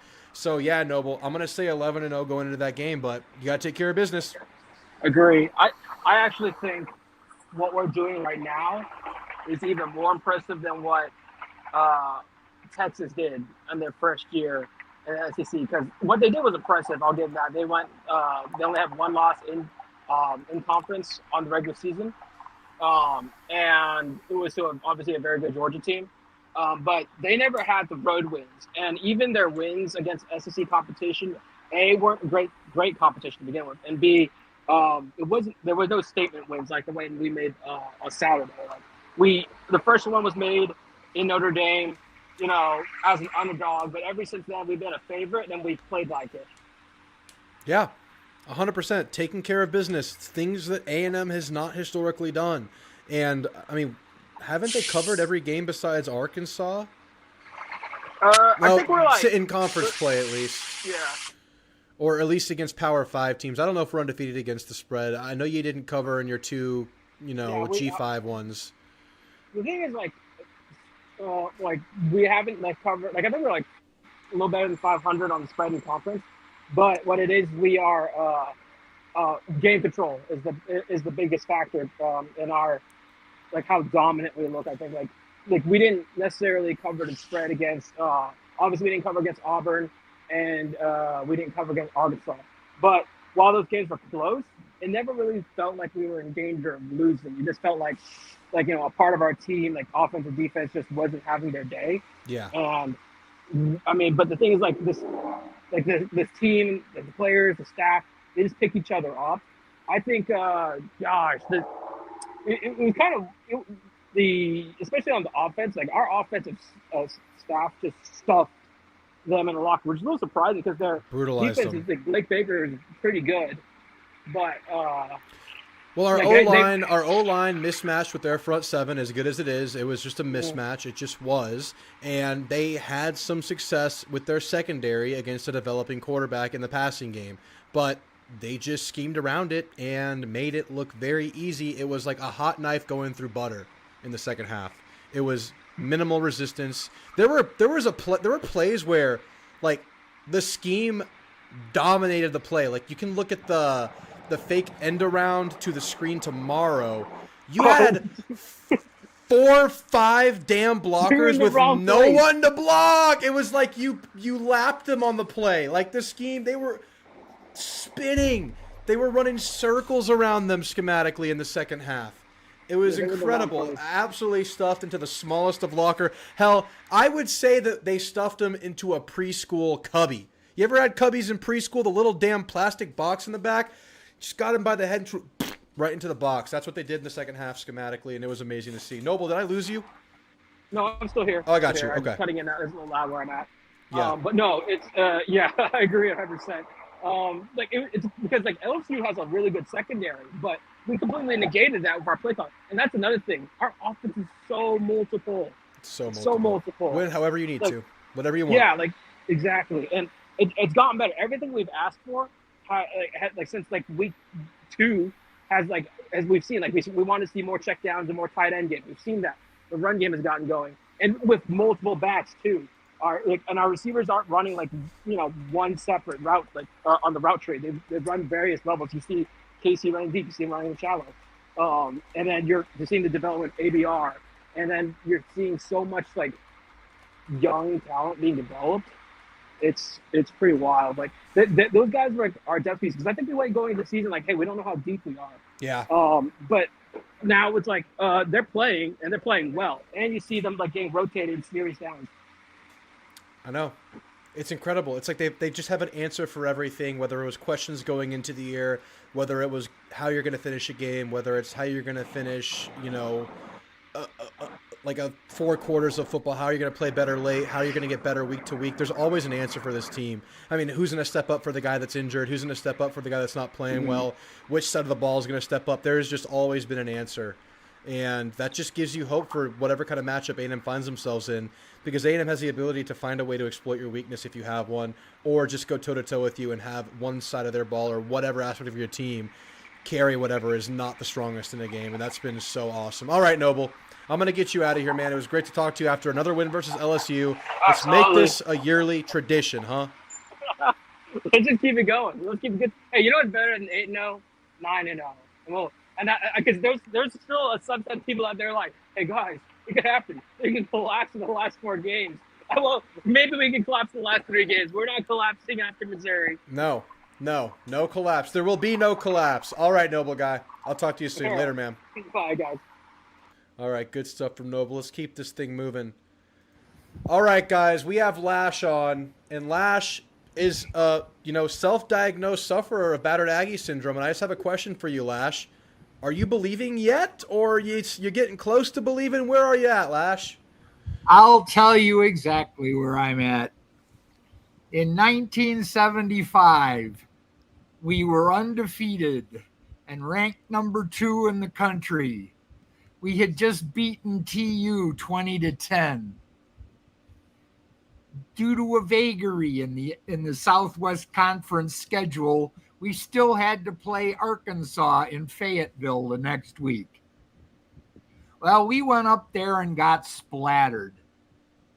I think it was like 34-6. It was embarrassing.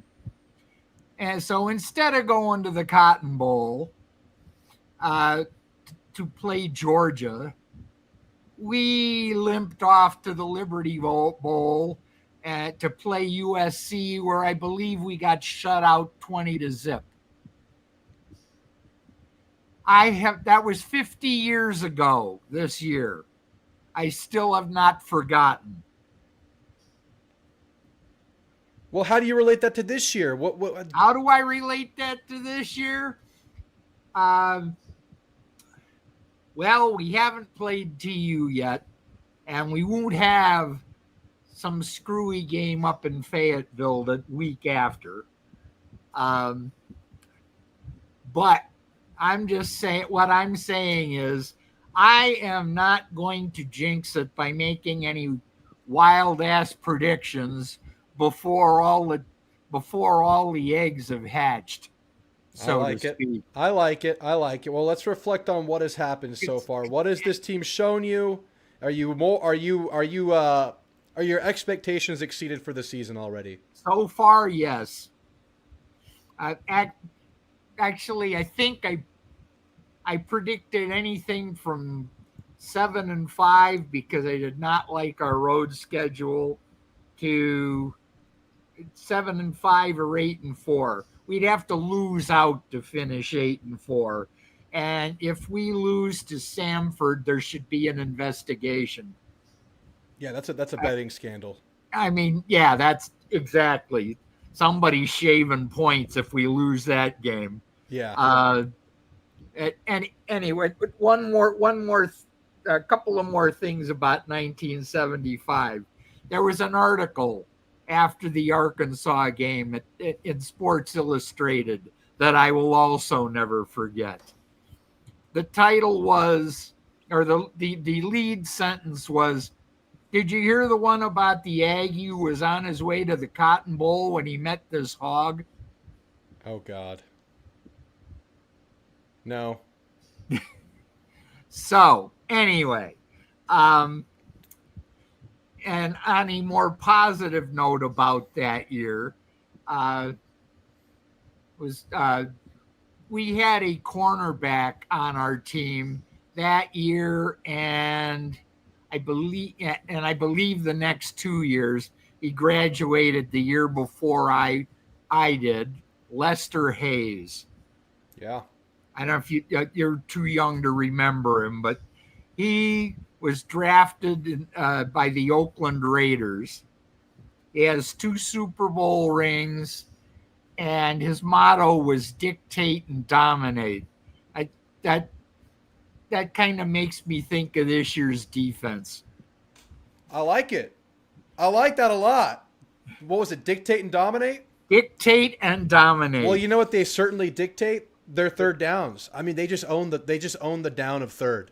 Absolutely. It's their down. They are going to win it. They're going to force you in 3rd and 7 or more, and they are going to get after your quarterback or cover well. Stick the dogs on your quarterback. Exactly. And you know what's crazy, Lash? I mean, it's incredible that I think A&M, a lot of their sacks have come rushing 4 with Cassius Howell or Deion Hayes or somebody just beating a man. I mean, that's just vicious. Howell is a beast. That's an all-timer right there, man. He's having an that all-time. guy just, yeah. It just when you think he can't get any better, he just runs over people that outweigh him by 50 pounds. He runs over him, gets around him, jumps over, does whatever he has to. But all right, Lash, we're going to end on this note. What's your favorite thing about this team right now? Okay. Well, my favorite thing about this team is what happened on Sunday. Josh Pate made LSU the Sarah McLachlan special. That is correct. He did. And right as the Sarah McLachlan special ended, the news broke about Brian Kelly being fired. Talk about impeccable timing. Oh, so you love that we made that happen. Oh, I was rolling. I was like, I'm like, what? No. And I have never seen Josh Pate lean into a college coach the way he leaned in, the way he destroyed Brian Kelly. Oh, absolutely. And I agree with why too. Oh yeah, if what Brian he's saying Kelly, is correct about Brian Kelly was all about Brian Kelly. He was not into the state of Louisiana or the culture at LSU. And you want to make enemies down there real quick, that's how you do it. That's right. That's right. I don't like LSU. I have no love for them. They deserve much, much better than what Brian Kelly was for them. Brian Kelly was a nothing coach for them. But all right, Lash. I do have one prediction. Let's hear it. I love Cassius Howell is this year's top 10 draft pick from the D-line. I think you're right. So he was like a consensus draft pick going into the year, very scattered in his predictions. He was a first rounder on a couple of ballots who really had a good feeling about him, but for the most part, round 3 to round 6, he has played himself into real first round consideration. And if what he's done so far continues to scale up into potential postseason games where the biggest spotlight's on you. Oh, absolutely. Top 10 is 100% on the table. That's a great bold prediction. I like that one, Lash, because I think there's a really good path for it. I have one last thing, and just because I have to get my shot in at TU before I ring off. I saw comments about them being checked out. If you really want to see a team get checked out, just keep the rumors about Sark looking into the NFL going. I know. And, they immediately walked that back to a very, almost an incriminating degree, right? Like, oh, yeah. It's like when a general manager gives the head coach, it says, I'm behind him 1,000%. In a week, his ass is gone. Yep, that's exactly right. It's weird when there's smoke, there's fire. Who knows? Death. I mean, just right. I'm loving it. But we just have to beat them this year. That's all that matters. When talking about them, talking about their whole situation and our relationship to them, beat the hell out of TU this year. Go 12-0. Leave no doubt. All right, Lash. Great call. You have a great night, my friend. Yeah, you do the same. All right. Good stuff from Lash. I love getting Lash on. I love getting his perspective. It's always fun. Lash will tell you he's been through it with the Aggies. It hasn't always been smooth with his relationship with Texas A&M. There are a lot of Aggies that have that relationship with the team. But hey, Elko will make a believer out of you, man. Let's keep it going. Violence and discipline travels. I love that. Combine that Armaje Reed Adams line with dictate and dominate. Good to see you, M.A. Sterling. Thanks for being here, man. We just got to beat the hell out of everyone. Yeah, absolutely. Absolutely. Discipline and violence travels. Violence and discipline. They're interchangeable, man. We don't care about the order. Just get it out. That's exactly right. I love it. I love that you said that. Me thinks Sark protests too much. I love that. Lester should be in the Hall of Fame. Mizzou and Aggies both bye. Yeah, we're both on a bye week. What did you ask? Drew does score prediction. Aggies odds to win now at plus 390. To win what? To win it all? I don't even think you can bet on A&M to make the playoffs anymore. I think they took that off of betting boards. All right, last caller of the night. It's the man who ushers at Kyle Field. Benzo, how are you feeling, man? I was like, oh, did I get skipped? No, I got you here. I'm doing good. No, because the way, like, the intro, that was, like, throwing me off. I have to keep you on your toes, man. Man, I'm doing good. Getting over my sickness, but, man, it was crazy. Hey, did we talk about the last score yet? That trash score? No. Because that, to me, I looked at it twice, and it didn't look like a complete pass. I thought it was, but I haven't looked at it again. I thought it was completed, but who knows? Let's just say it didn't count, right? Let's just say it didn't count. They scored 18. I'm okay with that. I want those points back, man. It was like, what? The deserves that. Yeah. We can call it that. I'm good with it. Because I saw the ball moving. Yeah. And he didn't have possession. So why are we just? There's no review. They're like, all right, game's over, guys. Let's go have dinner. They were trying to get to dinner, but they had mailed it in. It was over at that point. But man, we're 8-0, Benzo. We're 8-0. Hey. How do you feel about this team?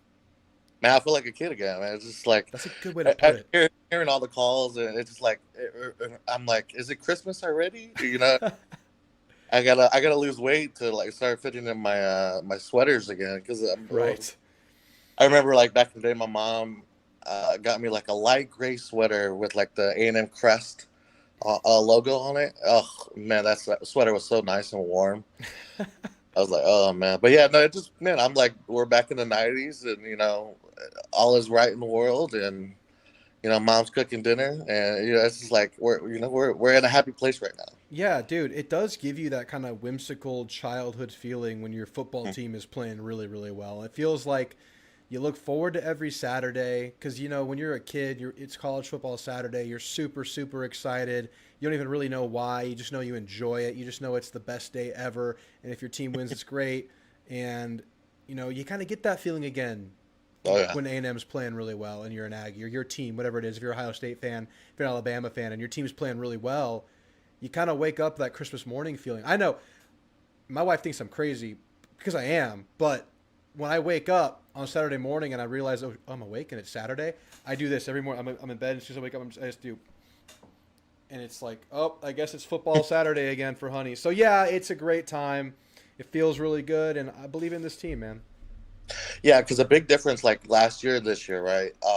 You know, obviously, Elko's first year last year. But the LSU game, there was no really panic in the second half for me. Yeah.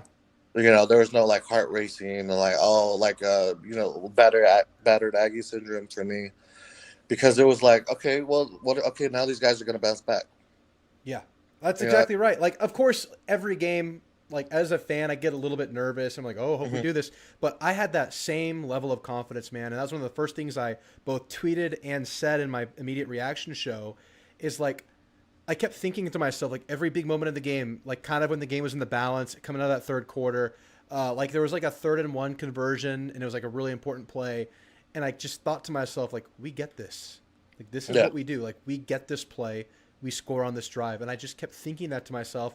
And, you know, it's easy. I don't think that that's a nothing thought, because I think there are years where the team doesn't prove to you that they can get those moments, the big moments in the game, the pivotal moments in the game, when the game's in the balance and you're not playing your best and you can turn it around. I had confidence in the team in that moment. And that's what you're speaking to, and that's kind of what this team really just is. Yeah. And it's going to be exciting to see, like, a team that can actually, like, for example, if LSU just stood their ground and it was like tooth and nail, okay, then I'm like, this far in the year, like if it was like a similar game to Notre Dame, then I would have been a little nervous. You know, I was like, man, we're this far in the year and we're still like. Yeah, exactly. That's such a good point. Like the way you won the game, just it's like you could have won that one and like, okay, we're fine, we survived. But the reason we're talking the way we're talking now is because of how they did it. Yeah, because even with the Arkansas game, it was just like, it wasn't. There wasn't like a moment of clinching. And it was just because we were always in the lead, but I mean, it was just still like, you know, when we needed the defense to actually show up, they finally showed up. Yeah. So, yeah. No, it's just confidence. It's confidence, and Moffitt's getting his flowers, but I love it. Yeah. For real, man. It's awesome. This team has the confidence. They have the belief. They have the belief in each other. It's all there, man. All right, Benzo, closing thoughts, man. I got to get out of here soon. I smell tacos cooking downstairs. Closing thoughts is this holiday season is going to be pretty epic, with the Thanksgiving, because I don't know if y'all have my family, like similar aspects to where there's Longhorns, there's Aggies mixed together. Oh yeah, big time. Oh yeah, so it's gonna be a great Thanksgiving. It's gonna be an even greater Christmas. So I'm just excited for it. Me too, man. Great call, Benzo. You have a great night. We'll talk soon. All right, thank you. All right, guys. I'll read off some of the chat. If y'all have any questions, you want me to talk about anything, throw it in the chat now. I'll go a few more minutes with y'all. I'm closing the call-in show, the call-in part of the show.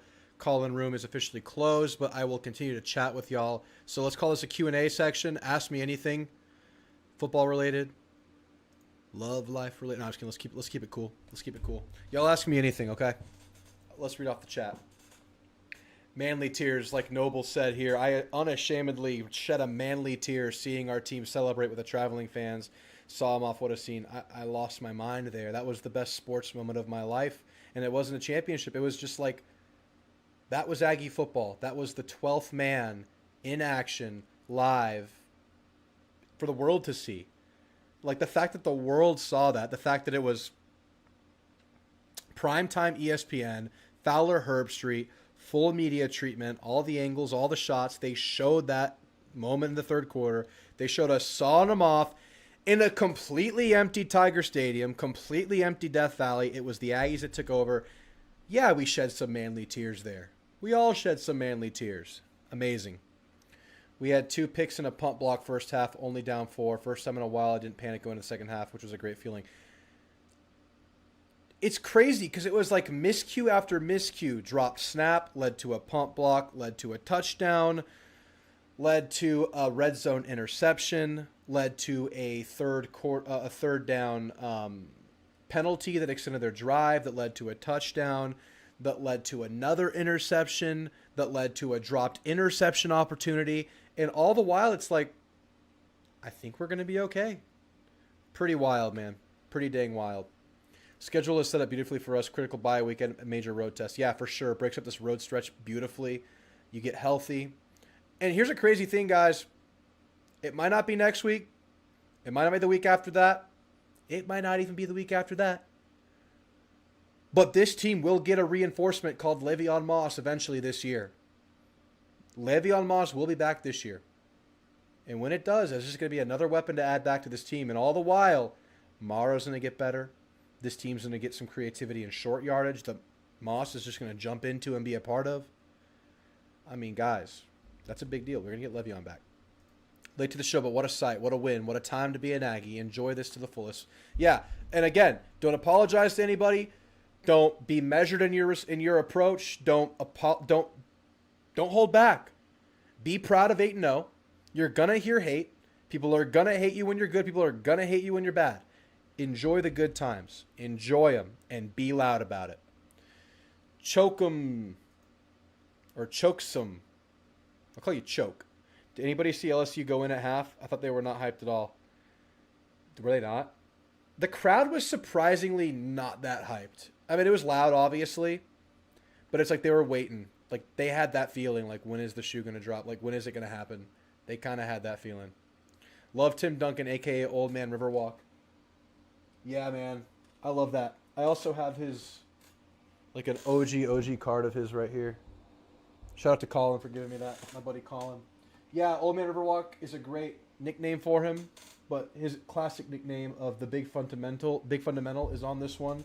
And then it says, good, better, best. Never let it rest until your good is better and your better is best. And I think A&M might be living by a similar motto right now. What's up, Ronnie? Good to hear from you, man. Hope you're doing great. Glad you could catch it live this time, man. I didn't talk about this, but didn't that Arkansas game feel so similar to the South Carolina game last year, missing your top running back, night away trap game, offensive shootout? Except A&M actually won the game. Yeah, and honestly, you kind of kept your lead throughout the entire game. Again, you never gave them the ball with a chance to win it, the chance to take the lead. And, the offense carried you to a win. You had an answer. And that's the thing. This team just has answers. So, yeah, there's a really good parallel there. And that's why I feel like I don't anticipate a letdown game at this point. I just don't. Because Arkansas could have been a letdown. Auburn could have been a letdown. Wasn't. You won it. After the Notre Dame and a bye week, 2 letdown spots there, big game hangover and bye week hangover. You overcome that. You could have lost LSU because of how you started the game. Yeah, this team just responds, man. Road games are so much fun. They're a great time. So glad Noah Thomas left. Never thought he was elite. By the way, he has 4 receptions this year and playing second string. Who? Yeah. I mean, I would have been okay if he came back, but we're not missing him. Who wins 2012 TMU or 2025 TMU? TBD. We need the full picture here, but I don't know.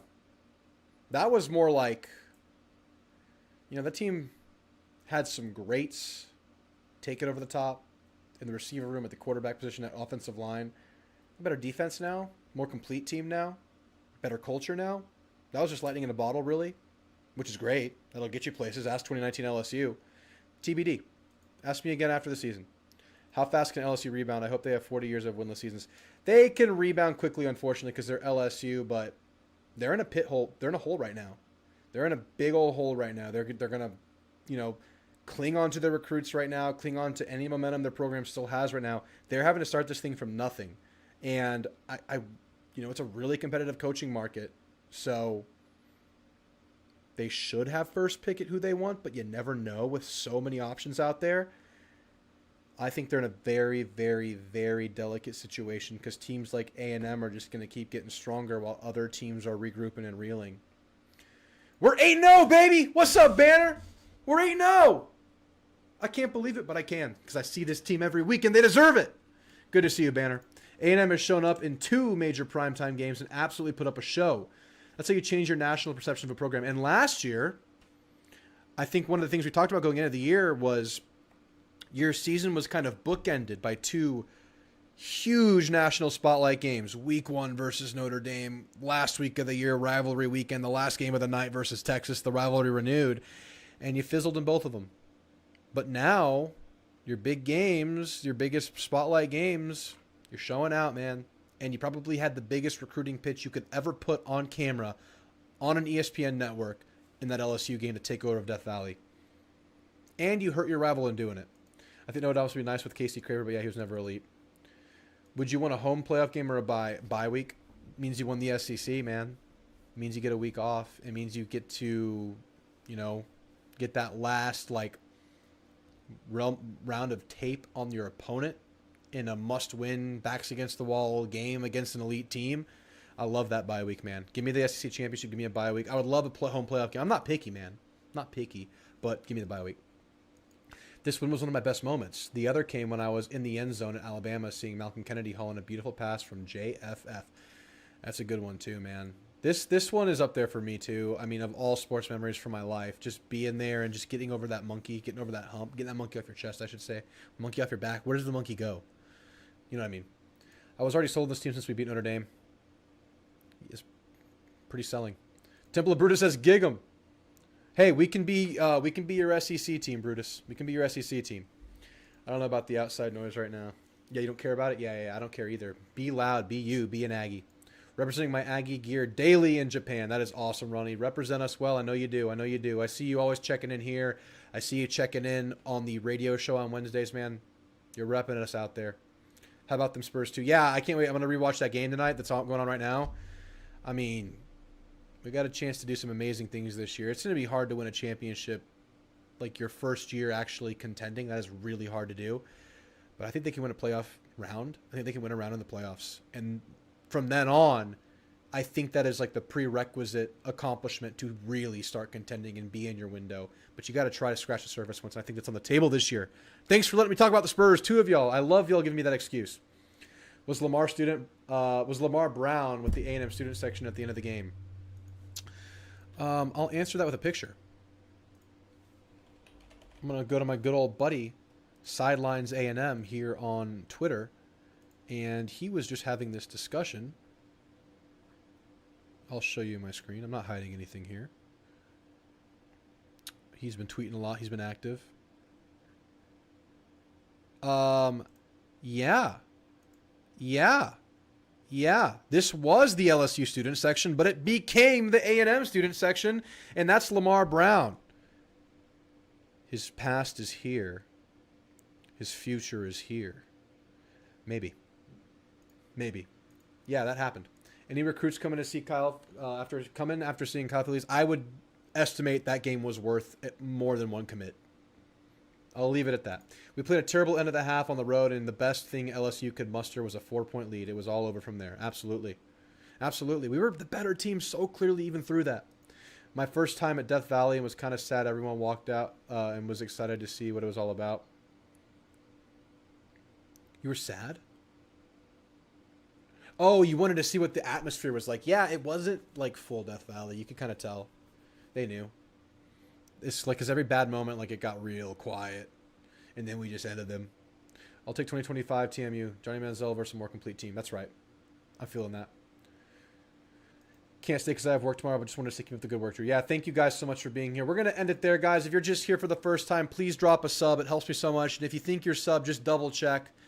I know it's just, you can easily unclick it on accident. So just make sure you're subbed. It really, really helps me bring more people to the show. And obviously, like, we love talking to each other, and it adds so much to the whole kind of product here. Is the more of y'all that we get to talk to, the more perspectives we get. Because I learn about this team more from y'all. So subbing just really helps. And then once again, shout out RHOBACK. They make great activewear, great, A&M hoodies, quarter zips. They fit really good. Great quality material. You wash it 20 times and it still wears like it's new. The link is in the description. The discount code's up there. They have it in every team, every major college team, and they make activewear for the golf course, for the gym, everything. So shout out RHOBACK. Smash that like button. Smash that sub button. I'll see you guys soon. I'm dropping kind of like a full game recap, like a full lay of the land of the team. We're going to go position by position, talk about who's progressing, what we're seeing from certain players.